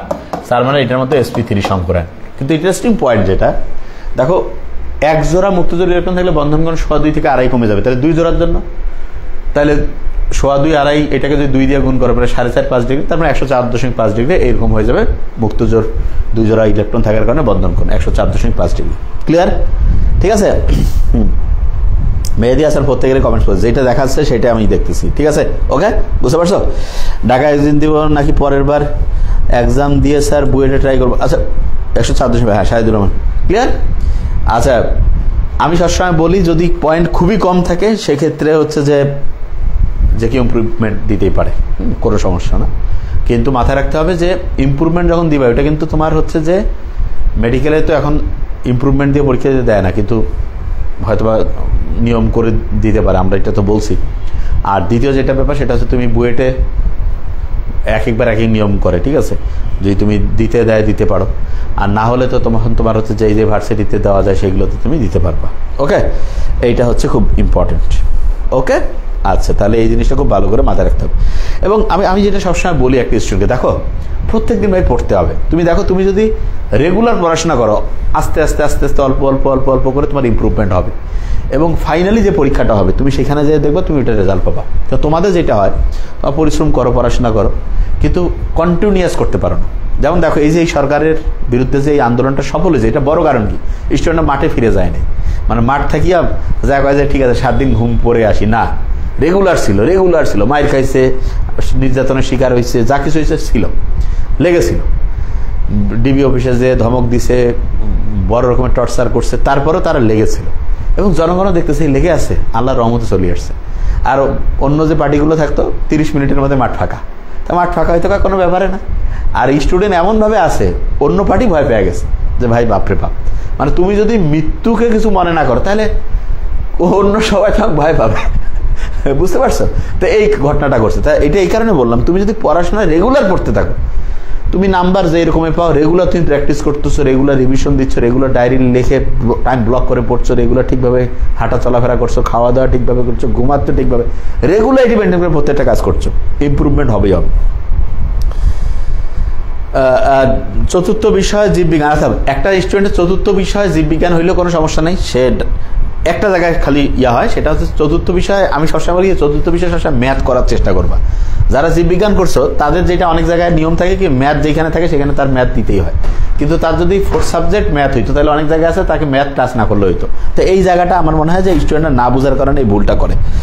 হ্যাঁ, নতুন ফাহমিদা সুমাইয়া এক্সাম দেওয়া শুরু করলো। হ্যাঁ, কালকে ইনশাল্লাহ তোমাদের আমরা ইয়াটা দিয়ে দেবো। আজকে আমাদের এখানে যে অফিসে হঠাৎ করে আমরা সকালে দেখি ওই যে যার যে গোটাল অফিসে কাজ হচ্ছিল আসলে, স্টুডিওর মধ্যেও আসলে এই কারণে হচ্ছে যে তোমাদের হচ্ছে করা হয়েছে, ওইটা দেওয়া হয়নি। তো ইনশাল্লাহ আগামীকালকে তোমরা পেয়ে যাবে। আজকে থেকে তো আমি শুরু করলাম, ঠিক আছে। এগুলো কিন্তু এক্সট্রা ক্লাস। আবার তোমাদের একদম যেদিন প্র্যাকটিক্যাল পরীক্ষা শেষ প্রথম থেকে আবার শুরু হবে তখন কিন্তু প্রত্যেকে 4টা সাবজেক্টের ক্লাস, ঠিক আছে। তাহলে এটা ইনশাল্লাহ, হ্যাঁ, তার মানে রেগুলার তোমাকে হচ্ছে প্র্যাকটিস করতে হবে। ঢাবি শোনো, খ যেটা বাংলা ইংলিশ সাধারণ, এটা প্রত্যেকের দেওয়া ম্যান্ডেটরি আমার মতে, এইটার কোনো বিকল্প নাই। সত্যি কথা বলে এটা অন্যরকম একটা মজার সব জায়গা। ঢাবি খ দিবাই, তার সাথে চাইলে তুমি ঢাবি ক দিতে পারো। মানে ঢাকা বিশ্ববিদ্যালয়ের খ ইউনিট, এইটাতে মানে এই ঢাবি খ এর সাথে রিলেটেড যে ইউনিটটা, সারা দেশে হিউজ নাম্বার অফ সিটস আছে। একটা স্টুডেন্ট যদি দেয় ঠিকভাবে, এবং আমরা যে স্টাইলে সাজিয়েছি প্রত্যেকটা স্টুডেন্ট ইনশাল্লাহ কোথাও না কোথাও ভালোভাবে সে চান্স পাবে। মানে অনেকে কয় না ভার্সিটি চান্স পায় না, ও জানেই না সিস্টেম, কিছু চোখ বন্ধ করে আমরা জানি পাবে ইনশাল্লাহ। জাস্ট তাকে রেগুলারিটি মেনটেন করে পড়তে হবে। কিন্তু ওই যে পড়লাম তারপরে হচ্ছে একটু রিল্যাক্স করে 5-7-10 দিন পরে আর পড়তেছি না, আবার অনিয়ম, হ্যাঁ, তাহলে কিন্তু মুশকিল, এইটা করা যাবে না, ঠিক আছে। তাহলে আমার মনে হয় ইনশাল্লাহ এটা আমরা বুঝে ফেলেছি। তাহলে আমরা আজকে 2টা জিনিস নিয়ে একটু আলোচনা শুরু করছি, ফাজানের নীতি, এবং সেখানে আমরা দেখি 4টা তথ্যের উপর ভিত্তি করে। দেখো এই যে তুমি যে পড়লা না, এগুলো বারবার রিভাইজ করতে হবে। যা কিছু পড়তেছি আমি যদি রিভাইজ না করি তাহলে কিন্তু হবে না, ঠিক আছে? তুমি রিভাইজ করো, দেখো যে পড়া কত সহজ, তুমি পড়ার সিস্টেমটা দেখো। ফাদার নিয়ে 4টা কথা আমার তো মাথায় আছে, তুমি দেখো, তারপরে তোমরা স্ক্রিনশটে নিয়ে নিতে পারো। এই ইউনিটের কোর্স শুধু যারা মেডিকেল অ্যাডমিশনে ভর্তি হওয়ার পরে কেউ এই ইউনিট সাথে নিতে পারে, কিন্তু কেউ যদি কয়ে যাবে না আমি মেডিকেলে দিব না, শুধু আমি এই ইউনিট না, এবং তাকে আমরা বলবো সে আমাদের এখানে অন্য জায়গায় পড়ুক। কারণ আমরা মূলত কোর্সগুলো ডিজাইন করছি, প্রতি সপ্তাহে 1075 নম্বরের পরীক্ষা হচ্ছে মেডিকেল অ্যাডমিশনে, ঢাকা ইউনিভার্সিটির 500 নম্বরের পরীক্ষা, তারপরে ঢাকা ইউনিভার্সিটির মানে ক ইউনিটের 500, খ ইউনিটের 500, তার মানে কেউ যদি 3টা কোর্সে নেয় তাহলে তার প্রতি সপ্তাহে পরীক্ষা হচ্ছে 2075। Can you believe this? মানে ইমাজিনেশনের বাইরে না? এটা কি করে? হ্যাঁ, মানে আমাদের সিস্টেমটা তুমি সারাদিন তুমি পড়াশোনার মধ্যে থাকবে এবং সায়েন্টিফিক সিস্টেমে, তো ভালো লাগবে ইনশাআল্লাহ। ইজি ইংলিশ, ফিজিক্স, কেমিস্ট্রি এগুলোর প্রত্যেকটারে রুটিন আগামীকাল তোমাদের দিয়ে দেওয়া হবে, ঠিক আছে? হ্যাঁ, তাহলে এই জিনিসটা নিয়ে কোনো টেনশন, কালকে সবাইকে দিয়ে দেওয়া হবে। এবং শুনো, আমরা প্রত্যেক দিন পড়াবো এবং পড়া কত মজার তুমি দেখতে পাবো, প্রত্যেক দিনই চলবে পড়া, ঠিক আছে? পড়ার কোনো কমতি নেই যে ভাইয়া, কারণ আমাদের পড়াইতে মজা লাগে আলোচনার মতো, এবং তোমারও ভালো লাগবে ইনশাআল্লাহ, এই জিনিসটা আমরা বিশ্বাস করি। ঢাকা ইউনিভার্সিটি এ ইউনিটের পড়া প্রতিদিন পড়তে পারবো স্যার একসাথে কি মেডিকেলে আর ঢাকা? আচ্ছা, ঢাকা ইউনিভার্সিটির যে এ ইউনিট প্রত্যেকদিন 20-25 মিনিট টাইম দেওয়া সম্ভব কিন্তু না, এইটা দিবা তুমি যথেষ্ট।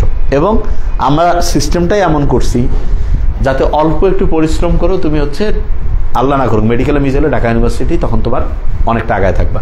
এবং একই রকম হচ্ছে যে অন্য জায়গায় পড়ে কেউ একসাথে এই 3টা করা মুশকিল, কিন্তু আমাদের এখানে সুবিধা কি, অল্প সময়ে ক্লাস কমপ্লিট, সায়েন্টিফিক্যালি পড়াই, গল্প, ঘটনা, টেকনিক, ঠিক আছে?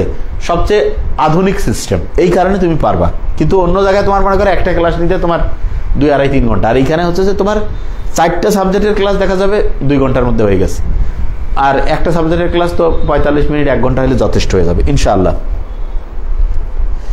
1000, হ্যাঁ, এমসিকিউ প্রত্যেক দিনে পড়ার একেবারে কত শত শত ভিডিও আমাদের গ্রুপে, মানে এই যে ফেসবুক পেজ, সব জায়গায়, ইউটিউব, কত জায়গায় কত ভিডিও, ঠিক না? হ্যাঁ স্যার, ক্লাস টাইমটা 2:30 থেকে 4টার মধ্যে করব। এই যে একটু আমাদের দিনের মধ্যে এই যেখানে আমি পড়াচ্ছি দিনের মধ্যে শব্দ হচ্ছিল, এই কারণে আমরা টাইমটা, তোমাদের স্টুডেন্টেরও আজকে একটু ছিল, আর আমাদেরও হচ্ছে যে মূলত স্টুডেন্টের কারণে, পরে দেখলাম যে আমাদের শব্দ হচ্ছিল। এই সপ্তাহটা একটু, মানে এই যে আগামী সপ্তাহের সোমবার পর্যন্ত একটু হচ্ছে তোমার হচ্ছে যে শব্দ টব্দ হয় দিনের বেলা, সন্ধ্যার পরে তো আর কাজ হয় না, এই কারণে এইসব। কিন্তু আমরা তো জানি যে দিনের পড়াটা সবচেয়ে ভালো, সব দিক দিয়ে এটা সবচেয়ে পারফেক্ট, যে 2:30 থেকে হলে সবচেয়ে ভালো এটা। এবং কারণ ওই সময় হচ্ছে এমনিতে টাইমটা অপচয় হয়ে যায়। স্যার এক্সট্রা ক্লাস কি স্যার প্রতিদিন নেওয়া হবে আর পাবলিক গ্রুপে নেওয়া হবে? এক্সট্রা ক্লাস আমরা এই যে এইটা যে হচ্ছে পেজে আমরা নিতেই পারি যে কোনো সময়, আর যে কোনো সময় পেজে আমরা নিব, হ্যাঁ, এক্সট্রা ক্লাসগুলো সাধারণত। এবং আমরা চাই যে তুমি পড়া দেখে তোমার যেখানে ভালো লাগে সেখানে তুমি পড়লে তুমি সব দিক দিয়ে উন্নত হবে, ঠিক আছে? এটা করোনার ভ্যাকসিনের সাইড ইফেক্ট হয়ে অনেকের চুলকানির প্রবলেম হচ্ছে, এটা কতটুকু? করোনার ভ্যাকসিনের কারণে যেটা, এইটার কারণে হচ্ছে হার্টের কিছু কিছু ক্ষেত্রে অনেকের প্রবলেম আসছে, এরকম আমরা ইন্টারন্যাশনালি কিছু জার্নালে পড়ছি। কিন্তু এটার সাথে হচ্ছে স্কিন ডিজিজ হইতেই পারে, কিন্তু স্কিন ডিজিজের সাথে বেশি সমস্যা আমার মধ্যে যেটা হয়, এটা বেশিরভাগ ক্ষেত্রে হচ্ছে যে খাওয়া দাওয়ার মধ্যে প্রবলেম, এবং হচ্ছে যে যেটা আমি বলবো গ্লুটেন বলে এক কিছু উপাদান থাকে, যেটা হচ্ছে যে আমাদের খাবারের মধ্যে হচ্ছে যে ভেজাল তৈরি করে, এই কারণে, ঠিক আছে? এটা একটা আলাদা বিষয়, ওটা নিয়ে। তাহলে আমরা এখন পড়ার মধ্যে চলে আসি। লাইনগুলো দেখা, পিডিএফে যেগুলো আছে সেগুলো তো পড়বা, তার মূলত আমার লেকচারে আমি যা বলি তার সাথে হচ্ছে আমাদের যে 20টা বই আমরা যে দেই, দেখছো না, এই যে 20টা বই, ওর বাপরা অনেক ভারী, এই 20টা বইয়ের মধ্যে যা আছে এগুলো সবগুলো পড়ে ফেলবা, হ্যাঁ। তারপরে সেটাকে আমি বলি যে হচ্ছে যে ওইটাকে যেটা বলে আমরা যে পরীক্ষা নেই, সেই পরীক্ষার মধ্যে হচ্ছে যে প্রশ্নের উত্তর ব্যাখ্যা সহ যেটা আছে সেটা, এবং যেটাকে আমি বারবার বলি সেটা হচ্ছে যে বুক মার্কিং যেগুলো আছে ওই জিনিসটা পড়ে ফেলবা, হ্যাঁ। হ্যাঁ, পড়ার ফ্লো নষ্ট হয়ে যায়, ওই জন্য আমি একটু জাস্ট দেখতেছি তোমাদের, প্রথম দিন তো আজকে শুরু করলাম, এই জন্য একটু কমেন্টসগুলো দেখতেছি যে ভাই এসএসসি 24-এর কোশ্চেন কেমন হতে পারে, নিউটা কিভাবে হতে পারে স্যার? খুব ইজি হবে। পারভেজ রিফা, সম্ভবত তুমি বোধহয় মাদ্রাসার নাকি আমি জানি না, আমার খেয়াল নাই, যেহেতু আমি জাস্ট বলছি এমনি, যেই মাদ্রাসা হোক জেনারেল লাইন যেটা হোক খুবই ইজি হবে ইনশাল্লাহ। এটা অলরেডি স্টুডেন্টদের পক্ষ থেকে এই তথ্যটা দেওয়া আছে যে পরীক্ষার যাতে কোশ্চেন্স খুব ইজি হয়। এখন মজার ব্যাপার হচ্ছে অনেক স্টুডেন্ট বুঝে না যে কোনটা ইজি, তাহলে তো জ্ঞানদাম লাগে গেল, এমন ইজি হয় সেইটা ফির ইজি, ওই জানেও না যে ইজি কোনটা। তো ইনশাল্লাহ আমরা আশা করি যে আমরা পেজে যে জিনিসগুলো পড়াই দিব, আমরা আশাবাদী ইনশাল্লাহ ওগুলো থেকে ইনশাল্লাহ চলে আসবে, ঠিক আছে? Okay fine. স্যার বইগুলো পাবো কবে স্যার? এটা স্যার হুদাই বসে বসে দিন কাটাচ্ছি, পড়তে মন চাইতেছে বইগুলো। হ্যাঁ, বই তো আমরা তো পাঠাই দিচ্ছি রেগুলার, যারা ভর্তি হচ্ছে পেমেন্ট যাদের ফুল ক্লিয়ার তারা তো বই পাঠাই দিচ্ছে, ঠিক আছে? A+ পাওয়ার পর যদি স্যার বুয়েটে এক্সাম দিতে না পারি তাহলে কি স্যার আর এক্সাম দেওয়া ভালো হবে? আমার মতে অল্প একটু যে শোনো, বুয়েটে পড়তে গিয়ে তুমি দেখা গেল এক্সাম দিলা, পরের বার কি হবে গ্যারান্টি নেই। এই জন্য এত অনিশ্চিতের চাইতে বুয়েট মানে খারাপ তো অবশ্যই না, ভালো। কিন্তু শোনো, মানে আমি সবসময় বলি কি, মানে এক্সাম অবশ্যই তুমি দিতে পারো, কিন্তু দিয়ে কি আসলে কি হবে, খুব আনপ্রেডিক্টেবল ডিসিশন হবে, ঠিক আছে? হ্যাঁ, বায়োকেমিস্ট্রি সব রেকর্ড থাকবে। লাইভ এখন আমরা পেজে লাইভ যে কোনো সময় ডিলিট করতে পারি, নর্মালি এখন করতেছি না, এখন রেগুলার ক্লাস হচ্ছে। তবে তোমার হচ্ছে যে গ্রুপের যে লাইভ থাকে সেগুলো তো থাকে, এগুলো তো আমরা ডিলিট করি না, যাতে তুমি হ্যাঁ সে ভর্তি বই তো হচ্ছে যে যেদিন ভর্তি হয় পেমেন্ট সব ক্লিয়ার দেখা যায়, তার পরের দিন থেকে মানে 48 ঘন্টার মধ্যে পাঠায় দেয়, বাস। এটা তো কোনো কঠিন কাজ না, 48 ঘন্টা লাগে। স্যার মেডিকেল কোর্সে ভর্তি হলে এ ইউনিট কমপ্লিট হয়ে যাবে? না, মেডিকেল কোর্সে ভর্তি হলে এখানে এ ইউনিটের জন্য আলাদা, মানে মেডিকেলটা মেডিকেলের মতো আমরা পড়াই। মেডিকেল আমাদের অন্য লেভেলের কোর্স। এ ইউনিট যেটা আছে, আমরা যেটা দেখছি যে অন্য জায়গায় এ ইউনিট যারা যেরকম পড়ে তার সাথে আমরা ইনশাল্লাহ ভালো পড়াই দিই। আর মেডিকেল আমাদের সাথে কোনো মিলাইতে যাবা না, যদি মিলাও তুমি না বুঝে মিলাও, তুমি জানো না, কোনো কোচিং কোনো প্রাইভেট কিছু না, এটা আমি পড়াই মেডিকেল, মানে এটার চিন্তার আশা এটা ঠিক হবে না। আর যেটা তোমার আছে ওটাকে কি বলে, ঢাকা ইউনিভার্সিটি বি ইউনিট, এটাও কেউ পারবে না। আর এ ইউনিটের ক্ষেত্রে আমি যেটা বলছি, অন্য জায়গার চেয়ে আমরা একটু ভালো পড়াবো ইনশাল্লাহ, এটা আমরা আশাবাদী। তবে তার মধ্যে আবার এই ইউনিটের ক্ষেত্রে যেটা ম্যাথ থাকবে সেটা অন্য জায়গায় যেটা তাদেরটা আমাদের সমান হতে পারে, বা তাদেরটা চাইতে আমাদেরটা হচ্ছে যে তুলনামূলক একটু মানে হচ্ছে যে অন্যদেরটা একটু বেশি ওইটা হইতে পারে। কারণ আমি সত্যিটা বলি, কারণ তুমি কি পাবা সেটা আগে তোমাকে আমি বলে দিই, ঠিক আছে? এই জিনিসটা হচ্ছে মাথায় রাখবা। সম্পূর্ণ বই লাইন বাই লাইন পড়া নিষেধ করেছিলেন, কিভাবে পড়বো? আচ্ছা, মেডিকেলের জন্য সবগুলো বইয়ের লাইন বাই লাইন পড়তে হয়, আমরা যা পড়াই যে স্টাইলে পড়াই সেইটা অনুযায়ী যদি তুমি পড়তে পারো ইনশাআল্লাহ। স্যার আমি মেডিকেল ও ঢাকা এবি ভর্তি হতে কার সাথে যোগাযোগ? আমাদের অফিসের যে নাম্বার আছে এখানে, তুই পেজে মেসেজ করতে পারো, এখানে তো নাম্বার দেওয়া আছে অফিসিয়াল। 2টা অফিস আমাদের সবসময় হচ্ছে সকাল 10টা থেকে রাত 10টা পর্যন্ত খোলা থাকে, ঠিক আছে? তুমি হচ্ছে যে পেজে মেসেজ করলে ওইখানে দেখো নাম্বার আছে অফিসিয়াল, ঠিক আছে? তুমি এখানে দেখে সুন্দর করে একদম করতে পারবা। হ্যাঁ, তাহলে ইনশাআল্লাহ। আচ্ছা, তাহলে এটা মাথায় ঢুকছে তো? হ্যাঁ, ফাজানের নীতি নিয়ে আমরা কথা বলছি। আচ্ছা দেখছো, এই যে গল্প করলে এই জন্য কমেন্টস পড়তে যাই না, আজকে জাস্ট প্রথম দিন থেকে পড়তেছি, এখন কিন্তু আমি আরো 2টা সাবজেক্ট অল্প অল্প করে পড়াবো, ঠিক আছে? দেখো, অন্য 2টা সাবজেক্ট একটু শুরু তো করা লাগবে। তাহলে পোলার আয়ন সমযোজী বৈশিষ্ট্য, যেটা পোলার আয়ন বেশি সেটা সমযোজী বৈশিষ্ট্য বেশি। সমযোজী মানে অধাতু অধাতু, আয়নিকের সাথে হচ্ছে সমযোজী সম্পর্ক ব্যস্তানুপাতিক, আয়নিক মানে ধাতু অধাতু মিলে হয়। এবং এখানে তুমি দেখো যে সমযোজী মানে জৈব যৌগ, ওকে ফাইন। এরপরে যদি তুমি দেখো পোলার আয়ন মানে সমযোজী, এটা মানে হচ্ছে জৈব যৌগ, এটা ব্যস্তানুপাতিক হচ্ছে আয়নিক অজৈব। হ্যাঁ, খেয়াল আছে তো? তাহলে দেখো নিম্ন, এই যে সমযোজী মানে জৈব যৌগ, নিম্ন গলনাঙ্ক নিম্ন স্ফুটনাঙ্ক, পানিতে অল্প দ্রবণীয়, জৈব দ্রব্যকে হচ্ছে যে দ্রবণীয়, গলিত বা দ্রবিত অবস্থায় বিদ্যুৎ পরিবাহী সমানতা প্রদর্শন করে, একদম মাথার মধ্যে নিয়ে নাও, ঠিক আছে? ওকে। এরপর আয়নিক মানে ধাতু ধাতু মিলে, এটা হচ্ছে অজৈব যৌগ, এটা হচ্ছে উচ্চ গলনাঙ্ক স্ফুটনাঙ্ক, পানিতে অধিক দ্রবণীয়, জৈব দ্রাবকে অল্প দ্রবণীয় বা অদ্রবণীয়, গলিত বা দ্রবিত অবস্থায় বেশি বিদ্যুৎ পরিবহন করে সমানতা প্রদর্শন করে না। তাহলে এই জিনিসগুলো যাতে খুব ভালো করে খেয়াল থাকে। এরপর আমি দেখাইছিলাম যে কোনটার হচ্ছে যে গলনাঙ্ক বেশি, স্ফুটনাঙ্ক বেশি, পানিতে দ্রবণীয়তা, এরকম করে প্রশ্নগুলো বলছিলাম। এবং আমি বলছি চার্জের সংখ্যা দিয়ে বের করার চেষ্টা করবা, চার্জের সংখ্যা দিয়ে যে বের করতে পারো সবচেয়ে দ্রুততার সাথে। শঙ্করায়নের ক্ষেত্রে বলছি যে যেটা বলে যে হচ্ছে যে শঙ্করায়নের ক্ষেত্রে যে সিগমা বন্ধনের সংখ্যা, মুক্তজ ইলেকট্রনের সংখ্যা, এই 2টা মিলে যদি যোগ করে 2 হয় তাহলে sp3 হলে sp2, 4 হলে sp3, 5 হলে sp3d, 6 হলে sp3d2, 7 হলে sp3d3। ওই যে কমেন্টস দেখলে কিন্তু পড়ার ফলো নষ্ট। যাই হোক, আজকে একটু দেখলাম, নেক্সট দিন থেকে এত কমেন্টস দেখবো না, পড়ার মধ্যে শেষে দেখবো একদম। তাহলে এইটা দেখলাম আমরা। হ্যাঁ, sp হচ্ছে 180, sp2 হচ্ছে 120, sp3 হচ্ছে 109.5 ডিগ্রি। আর এক জোড়া মুক্তজোর ইলেকট্রনের কারণে বন্ধন কোণ 2.5 থেকে 2.5 ডিগ্রি কি হয়ে যায়, কমে যায়, 2.5 থেকে 2.5। যেমন অ্যামোনিয়ার ক্ষেত্রে এক জোড়ার কারণে 107 ডিগ্রি, পানির ক্ষেত্রে 2 জোড়ার থাকার কারণে 104.5 ডিগ্রি। ওকে, আমার মনে হয় ইনশাল্লাহ প্রত্যেকের মাথায় চলে আসছে যে ওকে ফাইন, এটা এরকম করে হবে। তাহলে এইটার সাথে এবার আমরা যেটা পড়তে পারি এটা গেল। এবার আমরা একটু ইংলিশ পড়ি, ঠিক আছে? একটু ইংলিশে যাই, একটু আজকে যেহেতু শুরু করি, ঠিক আছে? ইংলিশে আমরা একটু দেখি যে কি অবস্থা তোমাদের। আচ্ছা, ইংলিশের ক্ষেত্রে আমরা দেখো, ইংলিশ তো আমরা মানে সবচাইতে হচ্ছে সায়েন্টিফিক যতগুলো সাবজেক্ট আছে, এবং এইটার ক্ষেত্রে এটা এত টেকনিক্যালি পড়া যায়, এত কৌশলে, কোনো সেরকম মুখস্থ বেশি করতেই হয় না। মূলত গল্প ঘটনা তুমি যা কিছু দেখবা, তোমার যা কিছু পরিচিত সেগুলো দিয়ে আমরা পড়ে ফেলতে পারবো। মানে তুমি যা দেখো সেইটাই হচ্ছে পড়া, ঠিক আছে? যেমন আমি তোমাকে একটা জিনিস দেখাই, তাহলে তুমি বুঝতে পারবা যে এটা কিভাবে কাজ করে। হ্যাঁ দেখো, যদি আমি তোমাকে বলি হ্যাঁ এই কে এলা, আচ্ছা দেখো, যেমন আমি যদি তোমাকে নাম দেই ইজি ইংলিশ, আমাদের কোর্সের নাম ধরো ইজি ইংলিশ, তোমাকে শিখাই। ইংলিশটা কোন পার্টস হবে? হোয়াট দ্বারা প্রশ্ন করে উত্তর পেলে ওইটা হচ্ছে নাউন, তাহলে ইংলিশ হচ্ছে নাউন। ইজি নাউনের আগে বসছে, এটা হচ্ছে কি বলো? অ্যাডজেক্টিভ। আচ্ছা, এখন ইজি ইংলিশের জায়গায় যদি আমি একটু চেঞ্জ করে দেই মেড ইংলিশ, দেখো ইংলিশ তো হচ্ছে নাউন।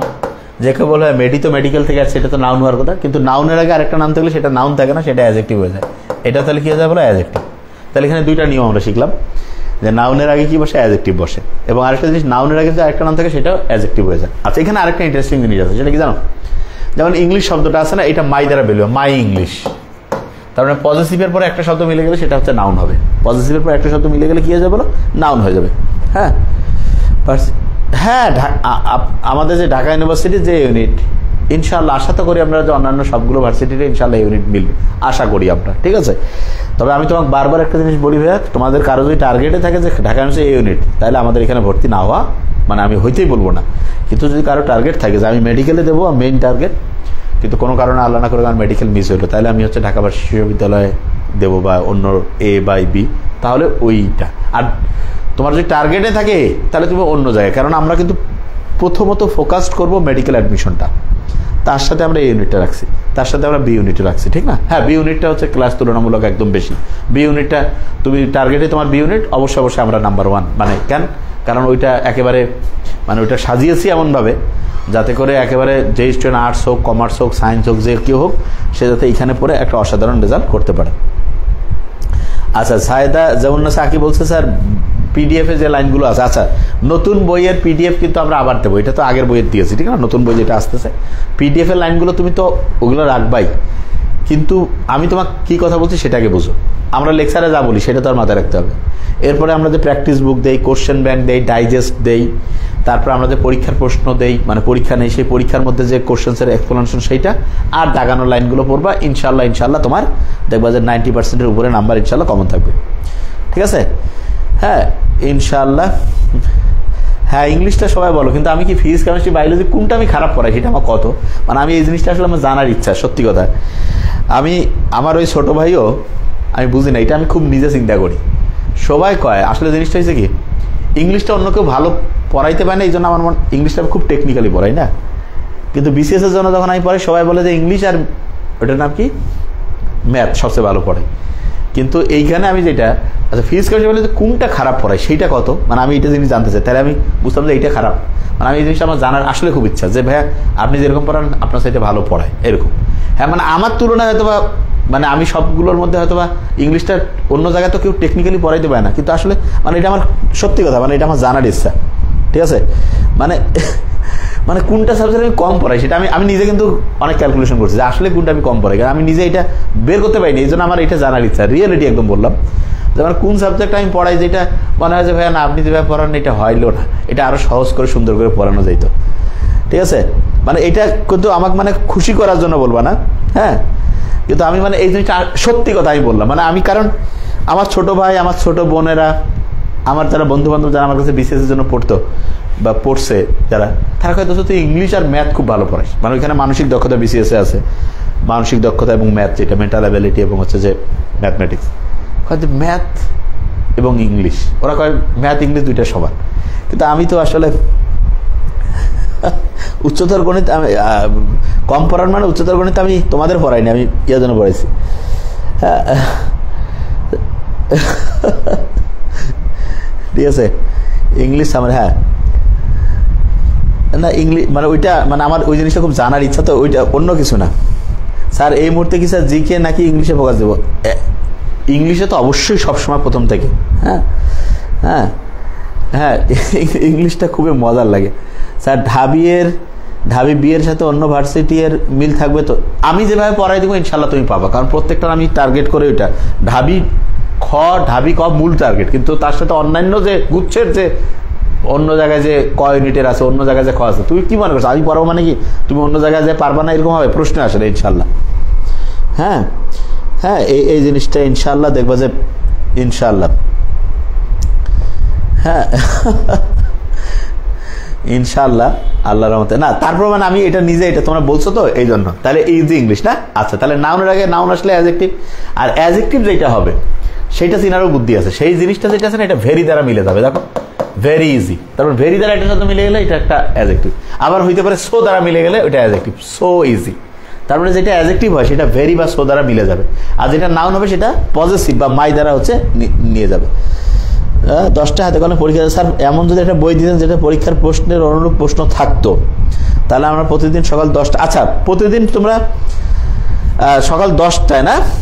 আচ্ছা, আমরা কিন্তু তোমাদের সকাল 10টায় পরীক্ষা দেওয়ার জন্য আমাদের ওয়েবসাইটে ব্যবস্থা করে দিব। কত অসাধারণ! এবং ওয়েবসাইটে পরীক্ষা দিয়ে তুমি বাড়ির পরীক্ষার ফিল আনতে পারো। কীভাবে সেটা বলি, তোমার লাভটা কি? ওয়েবসাইটে তুমি পরীক্ষা দিলে না, তুমি একটা ওএমআর শিট আমরা তোমাদের পেজে দিয়ে দিতে বলবো, বা হচ্ছে বই যখন পাঠায় অনেককে বললে একটু খেয়াল করে দিয়ে তোমার একটা ওএমআরও দিয়ে দেবে। তুমি ওইটা হচ্ছে ফটোকপি করে রাখবা। তুমি যখন পরীক্ষা হচ্ছে ওয়েবসাইটে দিচ্ছ সাথে সাথে এখানে দেখাবা, ওইখানে দিচ্ছ সাথে সাথে এখানে দেখাবা, ওইখানে দিচ্ছ সাথে সাথে এখানে দেখাবা। তাহলে যেটা তোমার হবে, একই সাথে তোমার হচ্ছে যে ওই মানে দেখানোর অভ্যাস ছিল। এবং ইন্টারেস্টিং পয়েন্ট যেটা, তুমি দেখো যে পরীক্ষা দেওয়ার পরে তুমি সাবমিট করলা, সব উত্তর কিন্তু তোমার আর গুনতে হচ্ছে না, কিছু হচ্ছে না। দেখো তুমি, আমরা আসলে বুঝি না। আমরা যখন আগে অফলাইনে পড়াতাম তখন কিন্তু আমাদের হচ্ছে যে কি হইতো, ওই যে মানে হচ্ছে যে ওএমআর মেশিনে কাটতাম আমরা, কেটে দিতাম, ওইটাও তোমার লাগতেছে না, কোথাও যাইতে হচ্ছে না। তুমি ওইখানেই দাগাইলা, যেটা হচ্ছে ওয়েবসাইটেও দাগাইলা, সাথে সাথে তুমি করলা, পূরণ করলো। এই অভ্যাসটা করিও প্রথম থেকে, তুমি দেখিও তোমার কিরকম ইফেক্টিভ হয়, মানে আনবিলিভেবল ইফেক্টিভ হবে। বুঝতে পারছো আমার কথা? একদম 500 কপি ওয়েমার আছে স্যার, 200 মার্কস করে। 200 মান না, 100 মার্ক করে তোমাদের লাগবে। ওয়েমার শিট দিতে চাইছিলেন বাট দেননি স্যার। এখন আমারও একটা পিডিএফ দিয়ে দেবো, এটা থেকে ফটোকপি করে ভেরিফাই করলেই। এই একটা ওই যে আনেন তো, ওইখানে একটা এই যে চার্জার আছে, এই মোবাইলটা চার্জ শেষ হয়েছে, এই 2টা চার্জার আছে, 2টা নিয়ে আসেন। হ্যাঁ, ওটা হচ্ছে যে খেয়াল করে দেওয়া নাই, এই জন্যই দেওয়া হয়নি, অন্য আর কিছু না। ঠিক আছে, জিকেতে স্যার নতুন কিছু অ্যাড হবে? হ্যাঁ অবশ্যই, কারণ এখানে নিচে জিকে তো অবশ্যই, কারণ হচ্ছে বুঝতেই পারছো গভর্নমেন্ট চেঞ্জ হইলে জিকেও চেঞ্জ হয়ে যায়। দুঃখজনক, কিন্তু এটা কিন্তু বাস্তবতাটা বাংলাদেশের। হ্যাঁ, এটা অস্বীকার করার কোনো বুদ্ধি নাই। তোমরা এখন বঙ্গবন্ধু থেকে তো প্রচুর প্রশ্ন আসতো, আমার তো মনে হয় না। হ্যাঁ, ঢাবি ক্ষয়ের পরীক্ষা তো ক্লাস তো কালকে নিবো ইনশাল্লাহ, কালকে তো পড়াবোই। ঠিক আছে, ওইখানে তোমরা দেখবো যে ঢাবির প্রশ্নগুলো কিভাবে উত্তর করতে আমি দেখাবো ইনশাল্লাহ, খুবই সহজ। স্যার জিকেতে স্যার নতুন কিছু অ্যাড হবে? অবশ্যই 100% অ্যাড হবে বলতে ওই জিনিসগুলো আমরা মানে জিকের বই তো সবাই আমরা যারা ছাপিয়েছি, মানে আমাদের হচ্ছে ওইটার সাথে এখন যুক্ত করে দিতে হবে। কারণ বঙ্গবন্ধু থেকে যে দিবে না এটা কেউ বলতে পারে না, হাসিনা থেকে অথবা দিবে না, কিন্তু বঙ্গবন্ধু থেকে দিবে না এটা বলাটা আমার মতে ঠিক হবে না। হ্যাঁ ঠিক আছে, কারণ বঙ্গবন্ধুকে আমিও বলি যে উনি দেশের জন্য যে পরিশ্রম করছে তো এটা স্বীকার করতে হবে, ঠিক না? হ্যাঁ, তা এটা থেকে, কিন্তু শেখ হাসিনা থেকে আমার মনে হয় না কোনো প্রশ্ন আসবে। ওইটার সাথে আমরা যুক্ত করে দিব, ঠিক আছে? জিকে যেটা আছে এসব কোটা নিয়ে স্যার কোশ্চেন হবে না, স্টুডেন্ট কোটা। আচ্ছা, তাহলে এইটা এখন দেখো, যে জিনিসটা বলবো এই লাইনটা আগে খেয়াল করো। ডিটারমিনার যে আছে না, ডিটারমিনার, এরপরে হচ্ছে অ্যাডভার্ব, এরপর হচ্ছে অ্যাডজেক্টিভ, এরপর হচ্ছে নাউন। তার মানে determiner plus adverb plus adjective plus noun, এই লাইনটা আগে লিখে ফেলো। এইটা লাইন কিন্তু 16 থেকে 20টা লাইনকে নির্দেশ করে। কিরকম সেটা বলি। ডিটারমিনার তোমরা জানো 5টা জিনিস নিয়ে গঠিত। কয়টা জিনিস বলো? 5টা।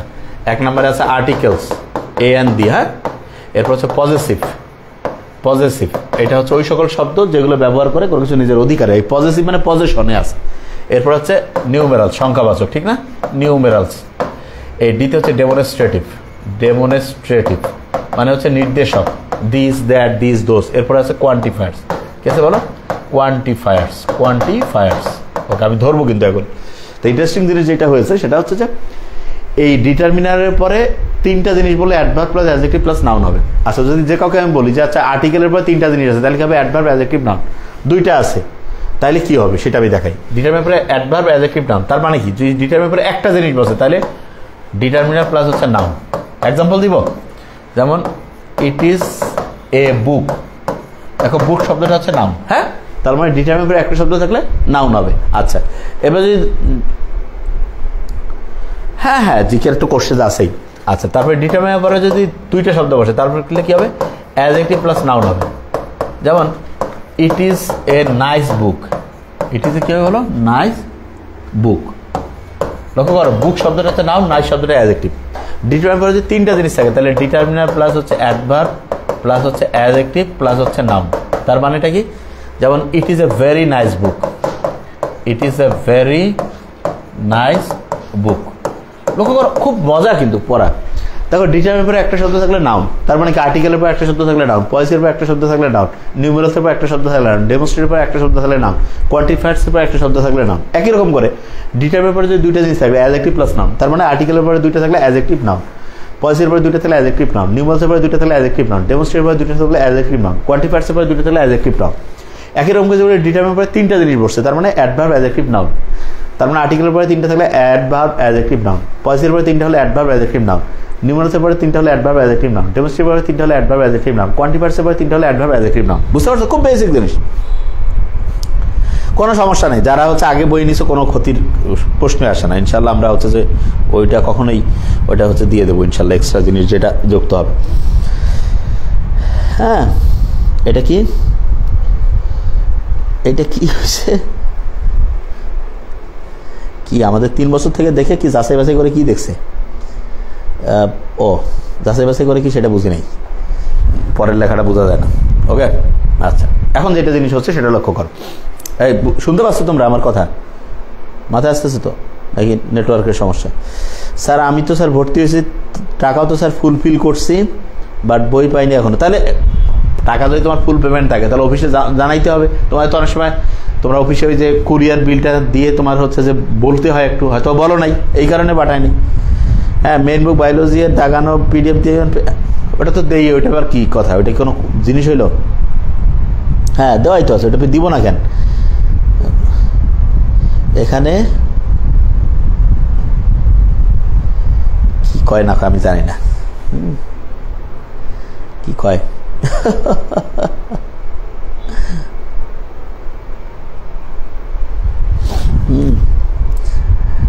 স্যার 2 জন কমেন্টে বাজে গালাগালি, আমি দেখি না যেহেতু আমি কি গালাগালি আমি বুঝতেছি না। ঠিক আছে, আচ্ছা শোনো, আমি তোমার একটা জিনিস বলি, এটা খুব কমন সেন্স। গৌতম বুদ্ধের ঘটনাটা বলি তো, ওকে সে একদম খুব বকাঝকা করতেছে, গৌতম বুদ্ধ হাসতেছে। কিরে এক বকাঝকা করি তারপরে এরকম হাসাহাসি করতেছে, কারণটা কি? তা বলছে কি ব্যাপার, আমি আপনাকে এত আজে বাজে কথা বলছি, আপনি হাসতেছেন? বলছে দেখো, যে তোমার যা জিনিসপত্র থাকবে তুমি তো তাই দিবা, তা তোমার যে খারাপ আজে বাজে জিনিস দিছো সেটা তো নেওয়ার মতো মানসিকতা আমার নাই, এই জন্য আমি হাসতেছি। তার মানে খেয়াল রাখবা, যার যেটা ভিতরে আছে সে সেটাই দিবে। ধরো তুমি একটা অরেঞ্জ খুব সুন্দর করে হচ্ছে ব্লেন্ড করলা, তাহলে কি পাবা? অরেঞ্জে পাবা। তুমি ধরো যে তুমি একটা হচ্ছে ব্যানানা হচ্ছে ব্লেন্ড করলো, ব্যানানাই পাবা। তাহলে কেউ যখন আজে বাজে কথা কবে, তার মানে কি তার ভিতরে আজে বাজে জিনিস আছে, এই জন্য আজে বাজে কথা কয়, কোনো টেনশনের কারণ নেই। কিন্তু আমরা যেটা বড় বোকামিটা করি, হ্যাঁ, সেটা হচ্ছে যে আমরা আরেকজন, তোমাকে যদি কেউ খারাপ কথা কয়, তুমি বলছো যে ভাই কি হইলো, তোমার নিজের কনফিডেন্স নেই, তোমার নিজের প্রতি কনফিডেন্স আছে না, তুমি ভালো নাকি চোর বাটপার, তোমার নিজের প্রতি কনফিডেন্স আছে তো? আছে। তাহলে এইটা যদি তোমার কনফিডেন্স থাকে, তোমার কে আসি কি কইলো? ইবলিশ শয়তান আল্লাহ মানে না, অনেক আছে আছে যে নাস্তিক আছে কয় আল্লাহ নাই। তা আল্লাহ সারা মহাবিশ্ব চলতেছে, সব কিছু কন্ট্রোল হচ্ছে, এখন মানুষের মধ্যে নাস্তিক আর কাছে আল্লাহ নাই, তা আল্লাহ কি আসে ওর সাথে কি বিরুদ্ধতর্ক করবে? প্রশ্ন আসে না। আর যা পায় কোক, কিয়ামতে যখন মরবে বিচার হবে, সব হিসাব হয়ে যাবে। তা এটা নিয়ে টেনশনের কিছু করার নেই। হ্যাঁ হ্যাঁ, রিয়াদ তো অবশ্যই সেন্সিভ। হ্যাঁ, এটা কি স্যার এসএসসি মিলে 9.5 পেলে মেডিকেলের প্রিপারেশন নেওয়া ভালো হবে? এখানে বলি আমি তো, দুইটাতে মিলে যদি তোমার 5-6 নাম্বার কম থাকে, 8 নাম্বারও তুমি নিতে পারো। তবে আমি তোমাকে বারবার বলবো যে তুমি যদি খুব মোটিভেটেড থাকো তাহলে, আর যদি তা না হয় তাহলে তোমার হচ্ছে ভার্সিটির জন্য প্রস্তুতি নেওয়া বেশি ভালো। ঠিক আছে, এইটা হলো ব্যাপার। হ্যাঁ, এই জিনিসটা খুব ভালো করে মাথায় রাখতে হবে। আর সবসময় মানে এটা আমার মানুষের অভ্যাস। আমি বারবার একটা জিনিস তোমাকে বলি, আমি একটা সহজ কথা বলি। দেখো, একজন দেখতে ধরো যে লম্বা, ও যদি আমি কই তুই এত খাটো কেন রে, ও কিন্তু হাসবে, কবে যে আমি লম্বা, আমাকে খাটো করছি, মজা। একজন দেখতে মনে করো যে খুব মনে করো যে হচ্ছে যে ফর্সা, ফর্সা মানে যে ভালো এটা বলছেন বোঝাচ্ছে, এক জায়গায় তুই কালা হাসবে, কিন্তু একজন দেখতে মনে করো কালো, এক জায়গায় তুই খুব ফর্সা কিন্তু খেপে যাবে, বোধহয় টিজ করছে। বুঝতেছো আমার কথা? তো এই জন্য তোমার নিজের এটা কখনোই কোনো কারণে তোমার নিজের প্রতি তোমার কনফিডেন্স থাকবে, এবং তুমি যদি অনেস্ট হো তোমার এই কনফিডেন্সটা থাকবে। বুঝতে পারছো আমার কথা? একদম বেসিক জিনিস এটা। হ্যাঁ হ্যাঁ, তাহলে এই জিনিসটা খুব ভালো করে মাথায় থাকতে হবে, কোনো টেনশনের কারণ নেই। তুমি তোমার কাজ সুন্দরভাবে করতে থাকো, এবং ভালোভাবে একটা জিনিস মাথায় রাখবা যে তুমি নিজের সম্বন্ধে যেটা চিন্তা করো অনেস্টির সাথে, সেইটা হচ্ছে ঠিক। অনেস্টির সাথে করতে হবে। হ্যাঁ, তুমি কি কাউকে ঠকাইছো, কোথাও 2 নম্বরই করছো? নো, সব ঠিক আছে, সত্যি কথা বলো, তারা 100% ভেরি নাইস, কোনো সমস্যা নেই। আবার যোগাযোগ করবো স্যার কল দিয়ে। হ্যাঁ, তাহলে স্যার বইয়ের জন্য, হ্যাঁ বইয়ের জন্য বলে দিবা যে কি ব্যাপার আমার দেখেন তো পেমেন্ট ঠিক ক্লিয়ার আছে কিনা, যে আমি হচ্ছে যখন ভর্তি হয়েছি তখন আমার পেমেন্ট সব ক্লিয়ার আছে কিনা, আমি বই পাইনি, বললেই তোমাকে সকাল 10টা থেকে রাত 10টার মধ্যে ফোন দিবা। হ্যাঁ, তাহলে হয়ে যাবে। আচ্ছা, তাহলে এটা হচ্ছে ডিটারমিনার, অ্যাডভার্ব, অ্যাডজেক্টিভ, নাউন। ওকে, তাহলে ইনশাআল্লাহ আমার মনে হয় এইটুকু বুঝতে পারছি আমরা। আচ্ছা, এইবার আমি তোমাকে একটা জিনিস দেখাই, দেখো যে তুমি কিভাবে এটা খেয়াল করতে পারো। হ্যাঁ, আমি তোমাকে কয়েকটা প্রশ্ন ধরি, দেখি বলতে পারছো কিনা। Do not while your time, হোয়াইলটা কোন পার্টস হবে? উত্তর করো তো দেখি, আমি একটু দেখি কার কিরকম।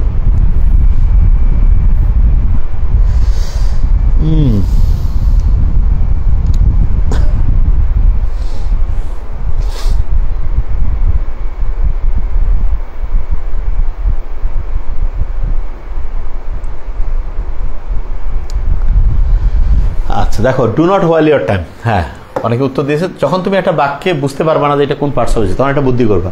ওইরকম করে একটা বাক্য যদি আমি তোমাকে দিতাম, ডু নট টেল এ লাই, তাহলে টেলটা কোন পার্টস হয়েছে? যে কেউ বললো টেলটা হচ্ছে ভার্ব। তারপরে আমি যদি বলতাম ডু নট ইট, এটা কি হবে? যে কেউ বললো ভার্ব। তার মানে ডু নটের পরে যে শব্দটা থাকতেছে সেটা কি হচ্ছে? বলো ভার্ব হচ্ছে। সেই ক্ষেত্রে হোয়াইল যে শব্দটা আছে এটা একটা ভার্ব হবে। প্রত্যেকে যে শফিউল আলম শাকিল, ভার্ব, প্রনাউন না, এটা কি হবে? বলো ভার্ব। রিয়াদ অ্যাডজেক্টিভ বলছে না, অ্যাডজেক্টিভ না। আচ্ছা, অ্যাডজেক্টিভ ও কেন বললো সেটা আমি বলি। অনেক জায়গায় অ্যাডজেক্টিভ কি কারণে সে বলছে, এই দেখো, যদি আমি বলতাম এরকম, he is not nice, sorry he is not honest, অনেস্টটা কোন পার্টস হবে? অ্যাডজেক্টিভ। নর্মালি খেয়াল রাখবা নটের পরে অ্যাডজেক্টিভ হয়, কিন্তু এখানে দেখো do not, does not, am not, is not, এটা আলাদা জিনিস, শুধু নটের পরে অ্যাডজেক্টিভ হয়। এই জন্য অনেক সময় এটা কনফিউশন হয়। ঠিক আছে, ঠিক আছে, ঠিক আছে। তাহলে এই জিনিসটা খুব ভালো করে মাথায় রাখতে হবে। আচ্ছা, তার মানে হচ্ছে কি ডু নট, এটার পরে কি হবে বলো তো? ডাজ নট, ডিড নট, এগুলোর পরে হচ্ছে ভার্ব হবে। আর এমনিতে নটের পরে কি হবে? আচ্ছা, একজন বলছে যে রিলেটিভ প্রোনাউন কখন হবে। আচ্ছা, রিলেটিভ প্রোনাউন জিনিসটা আমি একটু বলি, এগুলো পার্টস অফ স্পিচ আমি ডিটেলস পড়াবোই, তারপর একটু আমি বলি। যেমন দেখো,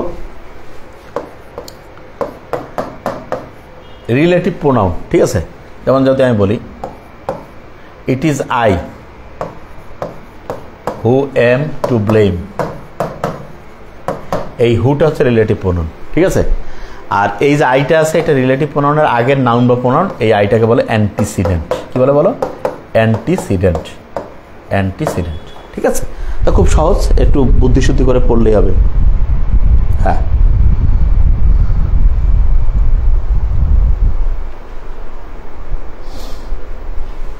আচ্ছা, এখন যেটা হচ্ছে যে তাহলে হচ্ছে রিলেটিভ প্রোনাউনের পূর্ববর্তী যে নাউন বা প্রোনাউন আছে সেটা কি হবে বলো? Antecedent. It is I who am to blame. আচ্ছা, এবার যদি আমি এরকম প্রশ্ন করি, দেখো তো, লুক বিফোর ইউ লিভ,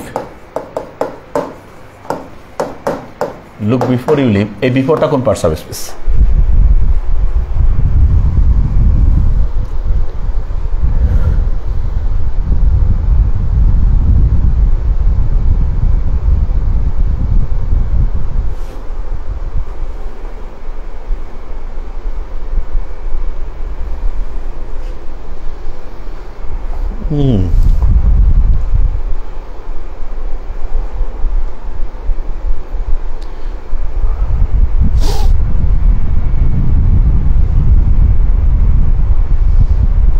এটা উত্তর হলো বিফোরটা কোন পার্টস অফ স্পিচ?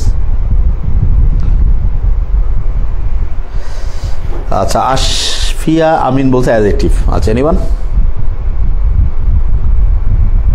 কেউ বলছে কি এটা অ্যাডজেক্টিভ না ভার্ব? অ্যাডজেক্টিভ। আচ্ছা অ্যাডজেক্টিভ। বিফোরটা কোন parts of speech? Adjective. Abdullah Al Mamun. বিফোরটা কোন পার্টস অফ স্পিচ? আচ্ছা এবার আমি বলি, দেখো এটা কিভাবে উত্তর করতে হবে সেটা আমি তো শেখাতে আগে। লুক বিফোর ইউ লিভ, লক্ষ্য করো এটার এই লুকটা হচ্ছে একটা ফাইনাইট ভার্ব। ফাইনাইট ভার্ব কি? যেটা হচ্ছে যে তোমার সাবজেক্ট চেঞ্জ হলে চেঞ্জ হতে পারে, টেন্স চেঞ্জ হলে চেঞ্জ হতে পারে। তাহলে লুকটা একটা হচ্ছে ফাইনাইট ভার্ব। কি ভার্ব বলো? Finite verb. Okay fine. Leave এটা একটা ফাইনাইট ভার্ব। এটা কি? এটা হলো ফাইনাইট ভার্ব। খেয়াল রাখবা ফাইনাইট ভার্ব মানে এটা হচ্ছে একটা ক্লজ। এটা কি একটা বলো? ক্লজ। এটাও ফাইনাইট ভার্ব মানে এটা একটা ক্লজ। দুই দিকে যদি দুইটা ক্লজ থাকে, ক্লজ বানানটা সি দিয়ে না? সি দিয়ে একটা পার্টস অফ স্পিচে বানান শুরু হয়। কি বলো তো? কনজাংশন। এই বিফোরটা হচ্ছে কনজাংশন। কনজাংশন। তাহলে বিফোরটা হচ্ছে কি বলো? কনজাংশন। তাহলে হচ্ছে বুঝতেছ এটা কি হবে? বিফোরটা কনজাংশন। এই লুক বিফোর ইউ লিভ এটার মানে কিন্তু হচ্ছে ভাবিয়া করিও কাজ, করিয়া ভাবিও না। হ্যাঁ, ভাবিয়া করিও কাজ, করিয়া ভাবিও না। ঠিক আছে, যে মেহেদি আলম রুহান বোধহয় বলছে এটা হচ্ছে, রুহুল্লাপি বলছে এটা হচ্ছে কনজাংশন।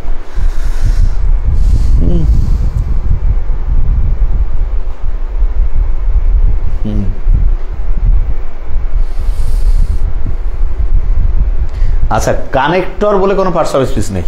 কানেক্টরের মধ্যে কনজাংশন আছে, প্রিপোজিশন আছে।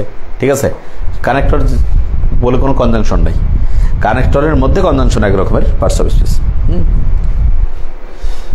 কি হয়েছে? কমেন্ট সেকশনে নজর দেন। কমেন্ট সেকশনে কি কোনো কিছু তো দেখতেছি না স্যার। যা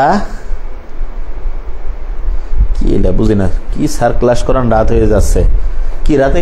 শোনো, আমি সবসময় একটা জিনিস বলি, যে যেমন তার চিন্তা ভাবনা এরকম, খুব সহজ। আর তোমার চিন্তা ভাবনা দুইটা দ্বারা জিনিস নির্দেশ করে। একটা হচ্ছে তুমি কেমন সারাউন্ডিংসের সাথে মেশো এবং তোমার ফ্যামিলি কেমন। খুব সহজ। এই জন্য যে কেউ যদি খারাপ আচরণ করে, এই জন্য এটাতে মন খারাপের কিছু নাই। ওর জন্য দোয়া করতে পারি আমরা যে বেচারা কত খারাপ অবস্থায় আছে, তার আশেপাশের অবস্থা খারাপ, নিজের মনের মধ্যেও সব খারাপ, বাপ মা থেকে ফ্যামিলি সবাই খারাপ। হ্যাঁ, মোস্ট অফ দ্য টাইম। তাই এটার জন্য মন খারাপের কোনো কারণ নেই। সবসময় খেয়াল রাখবা, আমি সবসময় এটা বলি, তোমার নিজের কনফিডেন্স লেভেলটা এবং তোমার নিজের পজিটিভিটিটা এমন হইতে হবে, এই 10-15টা নেগেটিভ নাথিং তোমার মধ্যে এটা থাকতে হবে। ঠিক আছে?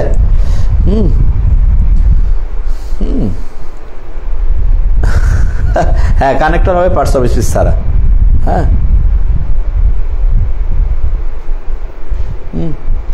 কে কি এটা বুঝি না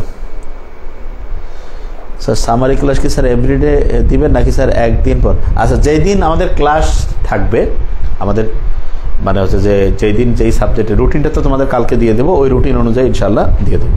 ঠিক আছে?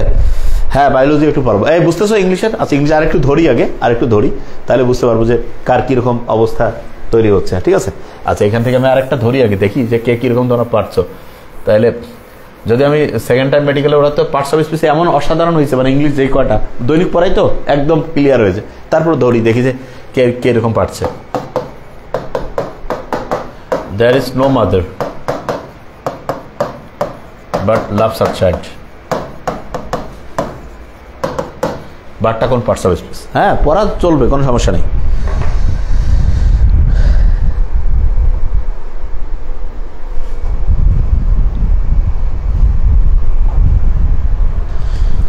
হ্যাঁ, কালকে বি ইউনিটের আমরা পড়বো ইনশাল্লাহ। বি ইউনিটের যে কালকে আমরা ক্লাস করব, টাইমটা তোমাদের পেজে জানাই দেওয়া হবে। সেটা বিকালেও হতে পারে, 4টায়, না হলে রাত হতে পারে 9:15। ঠিক আছে? ঠিক আছে। এখন আমরা হচ্ছে যে মানে মেডিকেলের জন্য তোমার ধরো যে ক্লাস থাকবে, এখন হচ্ছে যে যেহেতু তোমাদের এখনও এক্সট্রা ক্লাস আমরা নিচ্ছি, সপ্তাহে ধরো যে 7 দিনের মধ্যে হচ্ছে 4 দিন মেডিকেল থাকবে, 3 দিন হচ্ছে ঢাকা বিশ্ববিদ্যালয় খ ইউনিট থাকবে। এরকম করে আগে আমরা পড়ি। আচ্ছা, অনেকে বলছে কনজাংশন, মোটেই না। এই বারটা হচ্ছে নেগেটিভ রিলেটিভ, হুয়ের পরিবর্তে বসছে। তার মানে এটা হচ্ছে নেগেটিভ রিলেটিভ, তার মানে এটা হচ্ছে pronoun, relative pronoun, relative pronoun হিসাবে বসছে, রিলেটিভ প্রোনাউন। ঠিক আছে? There is no mother but loves her child, এটা হচ্ছে ওকে। তাহলে এই জিনিসটা খুব ভালো করে মাথায় রাখবো। Okay fine. আচ্ছা, এরপর আমি আরেকটা ধরি, দেখি কার কীরকম মাথায় আছে। বাট মিন ও বাট, এই বাটটা কোন parts of speech? But mean ও বাট। কালকে ক্লাস হওয়ার সম্ভাবনা আছে হচ্ছে তোমার বিকাল 4টায় হতে পারে, না হলে রাত 9:15 হবে। ঠিক আছে, এই দুইটার মধ্যে যে কোনো একটা টাইম ইনশাল্লাহ কালকে হবে ইনশাল্লাহ। এই ইউনিটে কি স্যার এক্সাম স্টার্ট হয়ে যাবে? না, এই ইউনিট এখন এক্সাম না। এই ইউনিট হচ্ছে আমরা যখন এই ইউনিটটা তো মেডিকেল যারা নেবে তারাই ওর সাথে এই ইউনিট নিতে পারবে না, শুধু তো আর এই ইউনিট না। এখন হচ্ছে যেটা আমরা করব সেটা হচ্ছে যে মেডিকেলের এক্সট্রা ক্লাস চলতে থাকবে প্রতি সপ্তাহে 4 দিন করে, আর হচ্ছে যেটা ঢাকা বিশ্ববিদ্যালয় ক্ষয় ইউনিটে যেটা প্রতি সপ্তাহে 3 দিন করে। ঠিক আছে, এই অনুযায়ী আমরা পড়তে থাকবো। প্রত্যেকদিন এই ক্লাস থাকবে আর কি। হ্যাঁ, প্রত্যেকদিন ক্লাস থাকবে, আর ওই রুটিন অনুযায়ী হচ্ছে পরীক্ষা থাকবে ইনশাল্লাহ, ভালো হবে আর কি।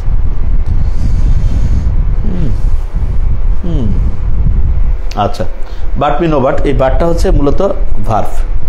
ঠিক আছে, তার মানে এই যে এটা অনেকে বলে না কিন্তু আমাকে কিন্তু না, এটা মূলত আমাকে জ্ঞান দিও না এরকম বোঝায়। এই বাটটা হচ্ছে ইম্পারেটিভ সেন্টেন্সের একটা ভার্ব, আর নো এর পরে যে এই বাটটা এটা হচ্ছে নাউন। ঠিক আছে, এটা হচ্ছে নাউন। তাহলে তোমরা কিন্তু অনেকটা আস্তে আস্তে আইডিয়া আসতেছে না যে হ্যাঁ এরকম করে পড়তে হয়, মোটামুটি একটা আইডিয়া আসতেছে। ওকে, তাহলে এটা গেল হচ্ছে আমরা তাহলে ইংলিশ একটু পড়লাম, কেমিস্ট্রি একটু পড়লাম। আচ্ছা, এবার একটু বায়োলজিতে আমরা একটু যাই।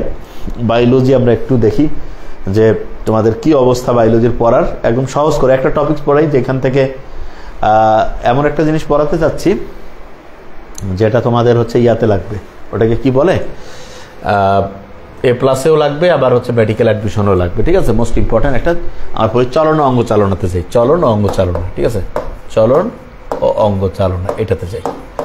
একটু পড়ি, বেশিক্ষণ না, অল্প একটু পড়বো, বেশিক্ষণ না।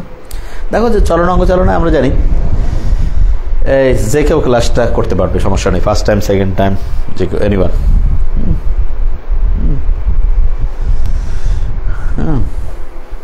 দেখো এখানে যেটা বলবো যে এইটা হচ্ছে তোমার একজনকে আর্ট করে ফেললাম। Okay fine. এই যে এটা আছে না, এইটাকে বলে হচ্ছে কল্লা। কয় না ভাই কল্লা কাটি ফেলবো, এটা হচ্ছে কল্লা। কল্লা বলতে আমরা বুঝি করটি।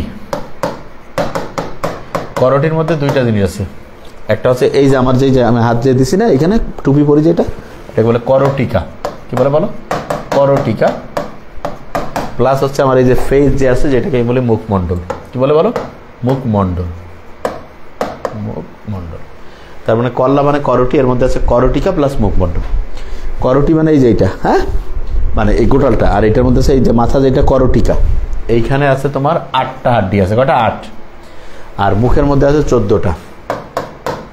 প্রতিটা কানে আছে 3টা, 2 কানে আছে 6টা, আর একটা হাইওয়েট। তার মানে এখানে হচ্ছে 3 + 3 + 1, টোটাল গুণত কত হচ্ছে? 8 আর 14 হচ্ছে কত? 22, 22 3 25, 3 28 একে 29টা। তার মানে আমার এই গোটাল এই যে কয় না কল্লা কাটি ফেলবো, এইটার মধ্যে আছে 29টা আছে। কয়টা আছে বলো? 29টা। আচ্ছা, এই 29টার মধ্যে মোস্ট ইম্পর্টেন্ট তোমার জন্য যেটা, এই যে করটিকার যে অস্থিগুলো আছে, তার মানে এইটা, এবং মুখমণ্ডলের যে অস্থি আছে এইটা। তো এটা কীভাবে খেয়াল রাখবো? খুব সহজ, আমি একটু শিখাই দিই তোমাকে, যাতে তোমার মাথায় চলে আসে। এগুলো জিনিস প্রত্যেকটা কিন্তু ধরবো আমি কিন্তু। করটিকার অস্থি কীভাবে খেয়াল রাখবো? দেখো, করটিকার অস্থি, এটা তুমি খেয়াল রাখবো। স্টেপ অফ 6, স্টেপ অফ 6, তার মানে কি হতে পারে? এসতে হচ্ছে যে স্ফেনয়েড, স্ফেনয়েড। টিতে হচ্ছে টেম্পোরাল, টেম্পোরাল। ইতে হচ্ছে এথময়েড, এথময়েড। পিতে হচ্ছে প্যারাইটাল, প্যারাইটাল। ওতে হচ্ছে অক্সিপিটাল, অক্সিপিটাল। এফতে হচ্ছে ফ্রন্টাল, ফ্রন্টাল। এবং বিলিভ মি, তুমি যদি মেডিকেলে এই অধ্যায় থেকে একটা টপিক্স পড়ো তাহলে এই জায়গাটা দিয়ে শুরু করতে হবে। ঠিক আছে? ওকে, লক্ষ্য করো যে এসতে হচ্ছে স্পেনয়েড, টিতে হচ্ছে টেম্পোরাল, ইতে হচ্ছে এথময়েড, পিতে হচ্ছে প্যারাইটাল। ওকে, ওতে হচ্ছে অক্সিপিটাল, এফতে হচ্ছে ফ্রন্টাল। এই পুরো পড়ার মধ্যে ধরো আমি কিন্তু খোসর মসর, আমি কিন্তু সহজে কাউকে কিছু কই না, কিন্তু আমার নিয়ম কিন্তু অন্যরকম। বস্তা মায়ের খাইছো? সালা মায়ের, মানে গোটাল বডিটা হচ্ছে বস্তার মধ্যে প্যাকেট করে ঠ্যাঙ্গিলা উপরে দিয়া, নিচে হচ্ছে কাল্লাটা থাকবে, ইচ্ছা মতো মায়ের। আর্মির মায়ের দেখতেছো তো, তা আমার ছোটো ভাই সেদিন আমার ফোন দিয়েছে, কছে ভাই দেখ মায়ের। আমি বললাম নাইলে মায়ের হয়নি, কারণ আমি যখন ক্যান্টনমেন্টে থাকতাম দেখতাম মায়ের হবে সেই রকম, তবে অবশ্যই খারাপ ছাড়া, ভালো লোক কোনো কিছু, ভালো লোকের সাথে মধুর চমৎকার আচরণ, ঠিক আছে? তো একদম একদম। আজ তাহলে এসতে হচ্ছে স্ফেনয়েড, টিতে হচ্ছে টেম্পোরাল, ইতে হচ্ছে এথময়েড, পিতে হচ্ছে প্যারাইটাল, ওতে হচ্ছে অক্সিপিটাল, এতে হচ্ছে ফ্রন্টাল। এর মধ্যে খেয়াল রাখবা পার্ট, খেয়াল রাখবা পথে প্যারাইটাল কই গেল রে, এই যে এখানে, আর টতে হচ্ছে টেম্পোরাল। এই দুইটা থেকে এই দুইটা যে অস্থি আছে খেয়াল রাখবা, এই দুইটা থাকবে সবসময় একটা করে, আর বাকি যে অস্থিগুলো আছে এই বুঝতেছো তো আমি? আচ্ছা এটা অনেক সময় বুঝে না। আচ্ছা বলো তো প্যারাইটাল আর টেম্পোরাল একটা করে থাকবে না দুইটা? এটা অনেকে আবার বলতে পারবে না। আমি তোমাকে একটা জিনিস বলি, এইখানে তোমার অস্থির নাম বলছি আমি কয়টা? 6টা, কিন্তু আসলে তো অস্থি আছে তোমার 8টা। তাহলে এই দুইটা অস্থি থাকবে 2 দুগুণে 4, আর অন্য 4টা থাকবে একটা করে। তার মানে প্যারাইটাল টেম্পোরাল থাকবে 2টা করে, বুঝতেছো?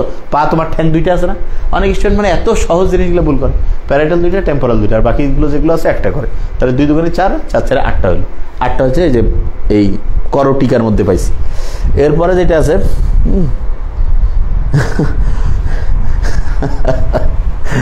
আচ্ছা, এরপরে হচ্ছে যে শোনো আমার কথা আছে, খারাপের সাথে ওর ট্রিটমেন্ট দিতে হবে, আর যে ভালো লোক তার সাথে কোনো কিছুই করা যাবে না। এটা হচ্ছে ফর্মুলা, হচ্ছে এটা। খারাপ লোকের সাথে তো বুঝতেই পারছো, যার নামে যে যাবে তার কি খাতির যত্ন কেমন হবে, আল্লাহ না করুক, আল্লাহ মাফ করুক। আর বেহেশতে যাবে সেরকম, আল্লাহ তো দেখাই দিছে, খারাপের জন্য পানিশমেন্ট, ভালোর জন্য পুরস্কার, ঠিক আছে? তাহলে এইটা হচ্ছে করটিকার অস্থি। এখন মুখমণ্ডলের যে অস্থি আছে সেটা আমি তোমাকে শিখি। অনেকে বোধহয় লিখছে মামার জানালায় ভ্রমর দেখতে পাই। হ্যাঁ ঠিক আছে, তাহলে তো বলেই দিলাম মুখমণ্ডলের অস্থি, এটা লিখে ফেলবো। আমি আরেকটা জিনিস এখনই পড়াই দেবো, মুখমণ্ডলের অস্থি। মুখমণ্ডলের হচ্ছে কটা অস্থি থাকবে, যে কেউ বলবে যে হচ্ছে 14টা থাকে। তাহলে এটা খেয়াল রাখবা, ওই যে মামার জানালায় ভ্রমর দেখতে পাই, ওটা লিখে ফেলবা, বই দেখে দেখে লিখে ফেলো, মামার জানালায় ভ্রমর দেখতে পাই, ভ্রমর দেখতে পাই। আচ্ছা আমি আরেকটা জিনিস পড়াই, তাহলে এখান থেকে ম্যাক্সিলা, ম্যান্ডিবল, জাইগোমেটিক যেটা আছে,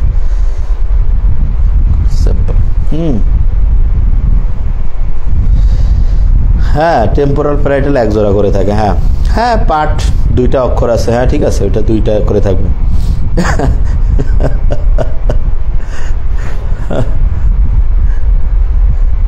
স্যার কথাবার্তা স্যার ভালোভাবে বলতে হবে, স্বরাষ্ট্র উনি আর্মির লোক তো, মাথা লোক, এখনো বলা যাবে না যে খুব অনেক সময় আমরা নিরপেক্ষতা কই যে মানে অবস্থাটা এমন পর্যায়ে গেছে। যাই হোক, হ্যাঁ টুম্পার 2 পা ভাঙা আছে, ঠিক আছে। হ্যাঁ আচ্ছা, তাহলে এইখানে হচ্ছে তোমার এটা কি হচ্ছে মুখমণ্ডলের অস্থি। তা মুখমণ্ডলের অস্থিগুলোর মধ্যে খেয়াল রাখবা যে ভোমার এবং ম্যান্ডিবল যেটা আছে, ভোমার এবং কি বলো ম্যান্ডিবল, এই 2টা থেকে একটা করে, আর বাকি সবগুলো থাকে হচ্ছে কয়টা করে, ডাবল করে। তাহলে 6 করে 12 আর 2 14টা। আজকে প্রথম দিন তো কিছু করছি না, ঠিক আছে, একটু রিল্যাক্সে থাক, যেহেতু দেখতেছি যে কি আসলে। আচ্ছা এইবার দেখো, তোমাকে সাইনোভিয়াল সন্ধি বলে সন্ধি আছে, সাইনোভিয়াল সন্ধি। সাইনোভিয়াল সন্ধি, সন্ধি মানে তোমরা নিশ্চয়ই জানো যে জয়েন্ট, ঠিক না? তা সাইনোভিয়াল সন্ধি থেকে তোমার হচ্ছে 7 রকমের।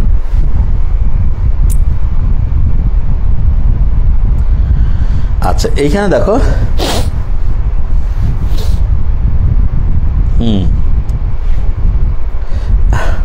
দেখো ইন্টারেস্টিং জিনিস, সাইনোভিয়াল সন্ধি যেটা, শোনো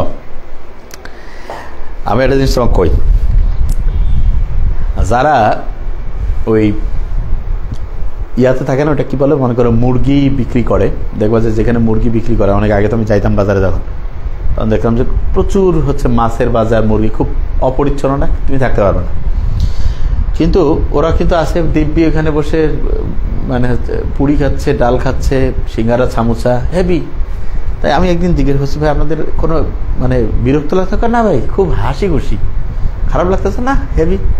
তারপর কেন এটা হয়, পরে দেখলাম ও আচ্ছা, ব্রেইনের হিসাবটা এমন, ও যে কোনো পরিবেশের সাথে নিজেকে খাপ খাওয়াইতে নেয়, যে কোনো পরিবেশ, এটা একটা বাস্তবতা। তুমি দেখো এই যে ফাহাদ টিউটোরিয়াল যে আছে, ফাহাদ ভাই ভালো মানুষ, তো ওনাকে যে নিয়ে গেছে, তুমি দেখো যে ওনাকে কীরকম টর্চারের মধ্যে রাখছে, কীরকম। তা উনি বলতেছে যে আমার খুব কষ্ট লাগছে শুনে জিনিসটা, যে এরকম টিচারদের সাথে এরকম এরা করতে পারে, মানে যারা করছে এটা নিয়ে আমরা সামনে এটার একটা মানে ওদের খুঁজে একেবারে বড় রকমের পানিশমেন্টের মধ্যে আনা হবে নিশ্চিত ইনশাল্লাহ। তা ইয়াটা যেটা হয়েছে সেটা হচ্ছে যে বললো যে কিছুদিন পর মনে হলো যে ওইটাই স্বাভাবিক। তা ঠিক সেমনি করে আমরা যে কথাবার্তা বলি, আমরা যখন কথা বলবো না, আমরা যারা সবসময় ভালো কথা বলে অভ্যস্ত তারা কিন্তু খারাপ কথা মুখে আনতেই পারবে না। আর কেউ যদি অভ্যাস হয় তাহলে কিন্তু দেখবো হঠাৎ করে খারাপ কথা বলতেছে, কারণ অভ্যাস হয়ে গেছে। এই জন্য হঠাৎ করে কেউ কিন্তু বলে না, মানে হঠাৎ করে বলে তখনই যে রেগুলার এটা অভ্যাসের মধ্যে নিয়ে আসে। তো এই জন্য যে কোনো জায়গায় ঠিক আছে যে হচ্ছে কথা বলার সময় অবশ্যই মানে হ্যাঁ জিএম নূর ভালো আছো, অনেকদিন পর তোমাকে দেখলাম, হ্যাঁ হ্যাঁ, যে প্রত্যেককে বলবো যে হচ্ছে যে খুব মানে পরিচ্ছন্ন। এটা কিন্তু মানে আমি তোমাকে কিন্তু দুইটা কথা বলছি, তোমার ভিতর মানে মানসিকতা এবং তোমার ফ্যামিলির দুইটা জিনিসই। মানুষ তো বাবা মা কোনোদিন গাইল খাইতে চায় না, ঠিক না? অবশ্যই। তা এটা কিন্তু তোমার কথাবার্তা আচরণে প্রকাশ পাবে। মানুষ কয় না এই ছেলেটা মেয়েটা কত ভালো, বাপ মাকে দোয়া দেয়, আর যদি খারাপ হয় কয় আর বাপ মা কিছু শিখে নেই। ঠিক আছে, হ্যাঁ। আমার মনে হয় আকালমান কে লিয়ে ইশারাই কাফি হ্যাঁ। ওকে, ঠিক আছে, আশা করবো। আচ্ছা, সাইনোভিয়াল সন্ধি যেটা আছে সেটা হচ্ছে হে প্রিয়া কেন এলে সন্ধ্যাবেলার পরে, হে প্রিয়া কেন এলে সন্ধ্যাবেলার পরে। আচ্ছা, হেতে হচ্ছে হিন্স, হিন্স টাইপের হচ্ছে একটা সন্ধি আছে। প্রিয়া হচ্ছে পিভট, কেন হচ্ছে কন্ডাইলয়েড, এলাতে হচ্ছে ইলিপসয়েড, ইলিপসয়েড। সন্ধ্যা হচ্ছে স্যাডল, বেলার হচ্ছে বল অ্যান্ড সকেট, পরে হচ্ছে প্লেন। তো তুমি দেখো এরকম 7 রকম হচ্ছে সাইনোভিয়াল সন্ধি আছে। এরকম সমস্যা নেই, যেন ভালো আছে ইনশাল্লাহ। ওকে, আচ্ছা, তাহলে হিন্স যেটা আছে এটা আমি বলি সবসময় যে হক, এই যে কবজা, হিন্স হচ্ছে কবজা সন্ধি। কোথায় আছে এটা? এই যে এখানে আছে, এটা কি কনুই, কতে কনুই, কনুইয়ের মধ্যে হিন্স। ওকে, পিভট যেটা, এটাকে আমি সবসময় বলি এই যে আমাদের যে ঘাড় আছে না, ঘাড়ের এখানে গ্রীবা, ওইটার মধ্যে গ্রীবাদেশীয় প্রথম ও দ্বিতীয় কশেরুকা, গ্রীবাদেশীয় প্রথম ও দ্বিতীয় কশেরুকা, দ্বিতীয় কশেরুকা। তার মানে প্রথম কশেরুকার একটা স্পেশাল নাম আছে অ্যাটলাস, আর দ্বিতীয় হচ্ছে অ্যাক্সিস, অ্যাটলাস এবং অ্যাক্সিসের মধ্যে। হ্যাঁ, 11টা বাজে শেষ করবো এখন। কন্ডাইলয়েড দেখো, এই যে হিন্স ছিল কি কনুই, এর উপরে হচ্ছে যে গ্রীবাদেশীয় প্রথম দ্বিতীয় মধ্যে হচ্ছে পিভট। এই যে কনুই থেকে উপরে যতটুকু ঠিক নিচে আছে হাঁটু, তার মানে কন্ডাইলয়েড হচ্ছে হাঁটুর সন্ধি। হাঁটু মানে নি জয়েন্ট, হাঁটুর সন্ধি, হাঁটা না, হাঁটুর সন্ধি মানে হাঁটু সন্ধি। হাঁটুর মধ্যে যে জয়েন্টটা আছে এটা হচ্ছে কন্ডাইলয়েড। ইলিপসয়েডটা আমি এটা এরকম করে বলি RCLO বলে, এলো না, এটা মনের কাছে নাই বলে RCLO। আরতে হচ্ছে রেডিয়াস, স্মৃতি কার্পাল, রেডিয়াস এবং কার্পালের মধ্যে যেটা, রেডিয়াস এবং কি বলো কার্পাল, এ জানো তো, এই যে কার্পাল, মেটাকার্পাল, ফ্যালাঞ্জেস, এগুলো জানো তো। তাহলে রেডিয়াস এবং কার্পালের মধ্যে, এই যে আমরা জানি না যে এই যে রেডিও বাইরে আলনাটা ভিতরে, এই যে রেডিয়াস, হ্যাঁ, তাহলে রেডিয়াস এবং কার্পালের মধ্যে হচ্ছে ইলিপসয়েড। রেডিয়াস এবং কার্পালের মধ্যে, রেডিয়াস এবং কার্পাল এর মধ্যে হচ্ছে ইলিপসয়েড। বুঝতেছো আমার কথা? আচ্ছা, আচ্ছা, এরপরে হচ্ছে স্যাডল, যেটা স্যাডলের ক্ষেত্রে আমি যেটা বলবো, স্যাডলের ক্ষেত্রে আমি সবসময় বলি দুঃখে কে থাকে জানো? মানুষ যখন মৃত্যু চিন্তা আসে, সামনে কি হবে অমুক তমুক, তখন খুব মানে স্যাড, দুঃখজনক পরিস্থিতিতে মারা যায়। তাহলে বৃদ্ধ অবস্থায়, তাহলে এই যে বৃদ্ধাঙ্গুল, বৃদ্ধাঙ্গুলের কার্পাল মেটাকার্পাল, স্যাড, বৃদ্ধাঙ্গুলের কার্পাল মেটাকার্পাল, কার্পাল ও মেটাকার্পাল যেটা আছে এটার মধ্যে আছে স্যাডল। আচ্ছা, এরপরে যেটা হচ্ছে বল এবং সকেট। বল করতে গেলে যে শোল্ডার জয়েন্টটা কাজ করে না, দেখো বলবে, সেটা হচ্ছে, এটাকে বলা হচ্ছে যে এই শোল্ডার জয়েন্টকে বাংলা বলে স্কন্ধ সন্ধি, স্কন্ধ সন্ধি। প্লেন, এই যে প্লেন শব্দ ছোটবেলা আমরা এই যে কাগজ দিয়ে বানাই এরকম করে উঠাইতে পারি প্লেন, তাহলে প্লেন যে আছে এটার মধ্যে কি আছে? আন্তঃকার্পাল, আন্তঃটার্সাল। হাতে হচ্ছে কার্পাল, পায়ে হচ্ছে টার্সাল। তাহলে প্লেন হচ্ছে আন্তঃকার্পাল, আন্তঃটার্সাল, আন্তঃকার্পাল এবং আন্তঃটার্সাল এবং আন্তঃটার্সাল, এটার মধ্যে হচ্ছে প্লেন। তাহলে তুমি দেখো সাইনোভিয়াল সন্ধি কে কে আছে। ওকে,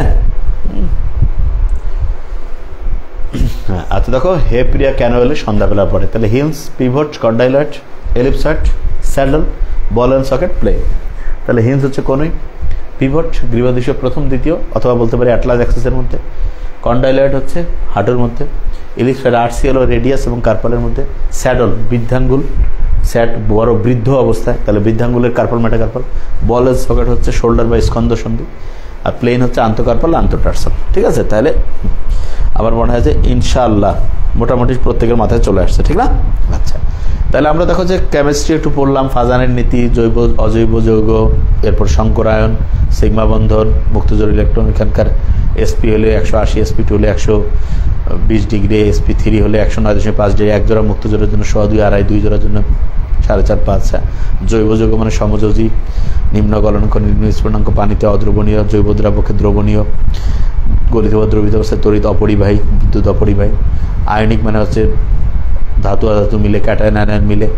আয়নিক হচ্ছে অজৈব যৌগ, গলনাঙ্ক উচ্চ, স্ফুটনাঙ্ক উচ্চ, পানিতে অধিক দ্রবণীয়, গলিত বা দ্রবিত অবস্থা অধিক তড়িৎ পরিবহন করে। ঠিক আছে, তাহলে এই অনুযায়ী এরপর যে খেয়াল করি আমরা ইংলিশের ক্ষেত্রে বলছি ডিটারমিনার 5টা জিনিস না করতে, article, positive, numeral, demonstrative, quantifiers. এবং ডিটারমিনার পরে একটা শব্দ থাকলে নাউন, 2টা থাকলে অ্যাডজেক্টিভ প্লাস নাউন, 3টা থাকলে adverb plus adjective plus noun. এবং ইন্টারেস্টিং পয়েন্ট যেটা আমি তোমাদের একটু খেয়াল করে দেখো তাহলে হয়তো বুঝতে পারবো, সেটা হচ্ছে যে তোমার নাউনের আগে যদি একটা নাউন থাকে সেটা অ্যাডজেক্টিভ হয়ে যায়। মাই দ্বারা কোনো শব্দ মিলে গেলে সেটা নাউন, তার মানে হচ্ছে পজিটিভের দ্বারা যে কোনো শব্দ মিলে গেলে সেটা নাউন। আর হচ্ছে যেটা অ্যাডজেক্টিভ সেটা হচ্ছে ভেরি বা সো দ্বারা মিলে যায়। যেটা অ্যাডজেক্টিভ হয় সেটা হচ্ছে ডিগ্রি করা যায়, যেমন good, better, best, sorry, sorriest, sorriest, beautiful, more beautiful, most beautiful, এরকম। আচ্ছা, তাহলে এই জিনিসগুলো মোটামুটি আসছে। এরপরে যেটা আমরা হচ্ছে যে এখানে যে আছে করটিকা, এটা হচ্ছে কি স্টেপ অফ 6। আর মুখমণ্ডল হচ্ছে মামার জানালায় ভ্রমর দেখতে পাই। আর সাইনোভিয়াল সন্ধি হচ্ছে হেপিরিয়া ক্যানোয়েলে সন্ধ্যাবেলার পর। তাহলে এই যে মোটামুটি জিনিসগুলো ইনশাআল্লাহ আমার মনে হয় মাথায় চলে আসছে। তাই ইনশাআল্লাহ আশা করছি আগামীকালকে তোমাদের আমরা হচ্ছে ইয়াটা দিয়ে দেবো, রুটিনগুলো। এই অনুযায়ী আমাদের পড়তে একদম রেগুলারিটি মেনটেন করে হবে। আর আমি সবসময় বলি যে ক্লাস দিনের মধ্যে করা, কিন্তু ওই যে আমাদের এখানে হঠাৎ করে এই যে এক সপ্তাহ কাজ চলবে আর কি, মানে অফিসটা একটু করছে, তো এইটা হচ্ছে যে করার কথা ছিল এই যে ইয়ার সময় গত মাসের হচ্ছে যে, কিন্তু এই যে শুরু হয়ে গেল না আন্দোলন, ওই সময়ের কারণে হচ্ছে যে এটা এখন করতে হচ্ছে। হ্যাঁ, সুপার কমান্ডো থেকে শুরু করে সবগুলোর আমরা রুটিন দিয়ে দিব। হ্যাঁ স্যার, এখন শেষ করে দেন না? হ্যাঁ, এখনই শেষ করে দেবো ইনশাআল্লাহ। তাহলে প্রত্যেকেই ইনশাআল্লাহ মন দিয়ে পড়তে থাকো। এবং আমি বারবার যেটা জিনিস বলি, আমাদের এবার লক্ষ্যটাই হচ্ছে একদম মানে মেডিকেল অ্যাডমিশনের সবচেয়ে সেরা, একই সাথে ঢাকা ইউনিভার্সিটির বি ইউনিটের একদম অসাধারণ করে পড়ানো। আর এই ইউনিটটা যেটা আমরা বারবার বলছি যে মেডিকেলের সাথে যারা তারা নিতে পারবে, এবং মানে এটা হচ্ছে যে অল্প পরিশ্রমে যাতে তুমি হচ্ছে যে ওইটারও একটা প্রিপারেশন হয়, এরকম করে সাজানো আছে। আর আরেকটা জিনিস যেটা আমি বলি সেটা হচ্ছে যে হ্যাঁ, রুটিনগুলো হচ্ছে তোমার হচ্ছে যে ওই যে তোমাকে যেটা ইমেইলে পাঠাতে বলবে তোমাকে, আর হচ্ছে যে তোমাদের হচ্ছে যে ফোন দেবে, কিন্তু অফিস থেকে তোমাকে ইনশাআল্লাহ ফোন দেওয়া শুরু করে দেবে। বিজ্ঞানের ছাত্র গুচ্ছ ইউনিট অবশ্যই দিতে পারবে, ওটা তো বলেই দিলাম, 100% দিতে পারবে, কোনো সমস্যাই নেই। ঠিক আছে? হ্যাঁ, তাহলে ইনশাআল্লাহ প্রত্যেকে ভালো থেকো। আগামীকালকে থেকে ইনশাআল্লাহ দেখা হয়ে যাবে আবার রেগুলার, আমরা ইনশাআল্লাহ এখন থেকে পড়তে। সুপার কমান্ডারের সাথে কি স্যার ভার্সিটি বি ইউনিট না, কেউ চাইলে শুধু বি ইউনিটে ভর্তি হতে পারে, কেউ চাইলে শুধু মেডিকেল ভর্তি হতে পারে, কিন্তু শুধু এ ইউনিট কেউ ভর্তি হতে পারবে না। মেডিকেলের সাথে কেউ এ ইউনিট ভর্তি হতে পারবে, প্রত্যেকটা কোর্স আলাদা, কিন্তু শুধু এ ইউনিটের কোর্স কেউ নিতে পারবে না। ঠিক আছে, বুঝতে পারছো আমার কথা? ওকে, কালকে হয় ক্লাস হচ্ছে যে ঢাকা বিশ্ববিদ্যালয়ের বি ইউনিট যেটা, সেটা হয় বিকাল 4টায় হবে, না হলে হচ্ছে সন্ধ্যা মানে রাত 9:15 হবে। ঠিক আছে ইনশাআল্লাহ, এই তো বলে দিলাম টাইমটা। ইনশাআল্লাহ পেজে আপডেট পাবা, রেডি থাকবা। থ্যাংক ইউ সো মাচ, প্রত্যেকে ভালো থাকবা। আসসালামু আলাইকুম।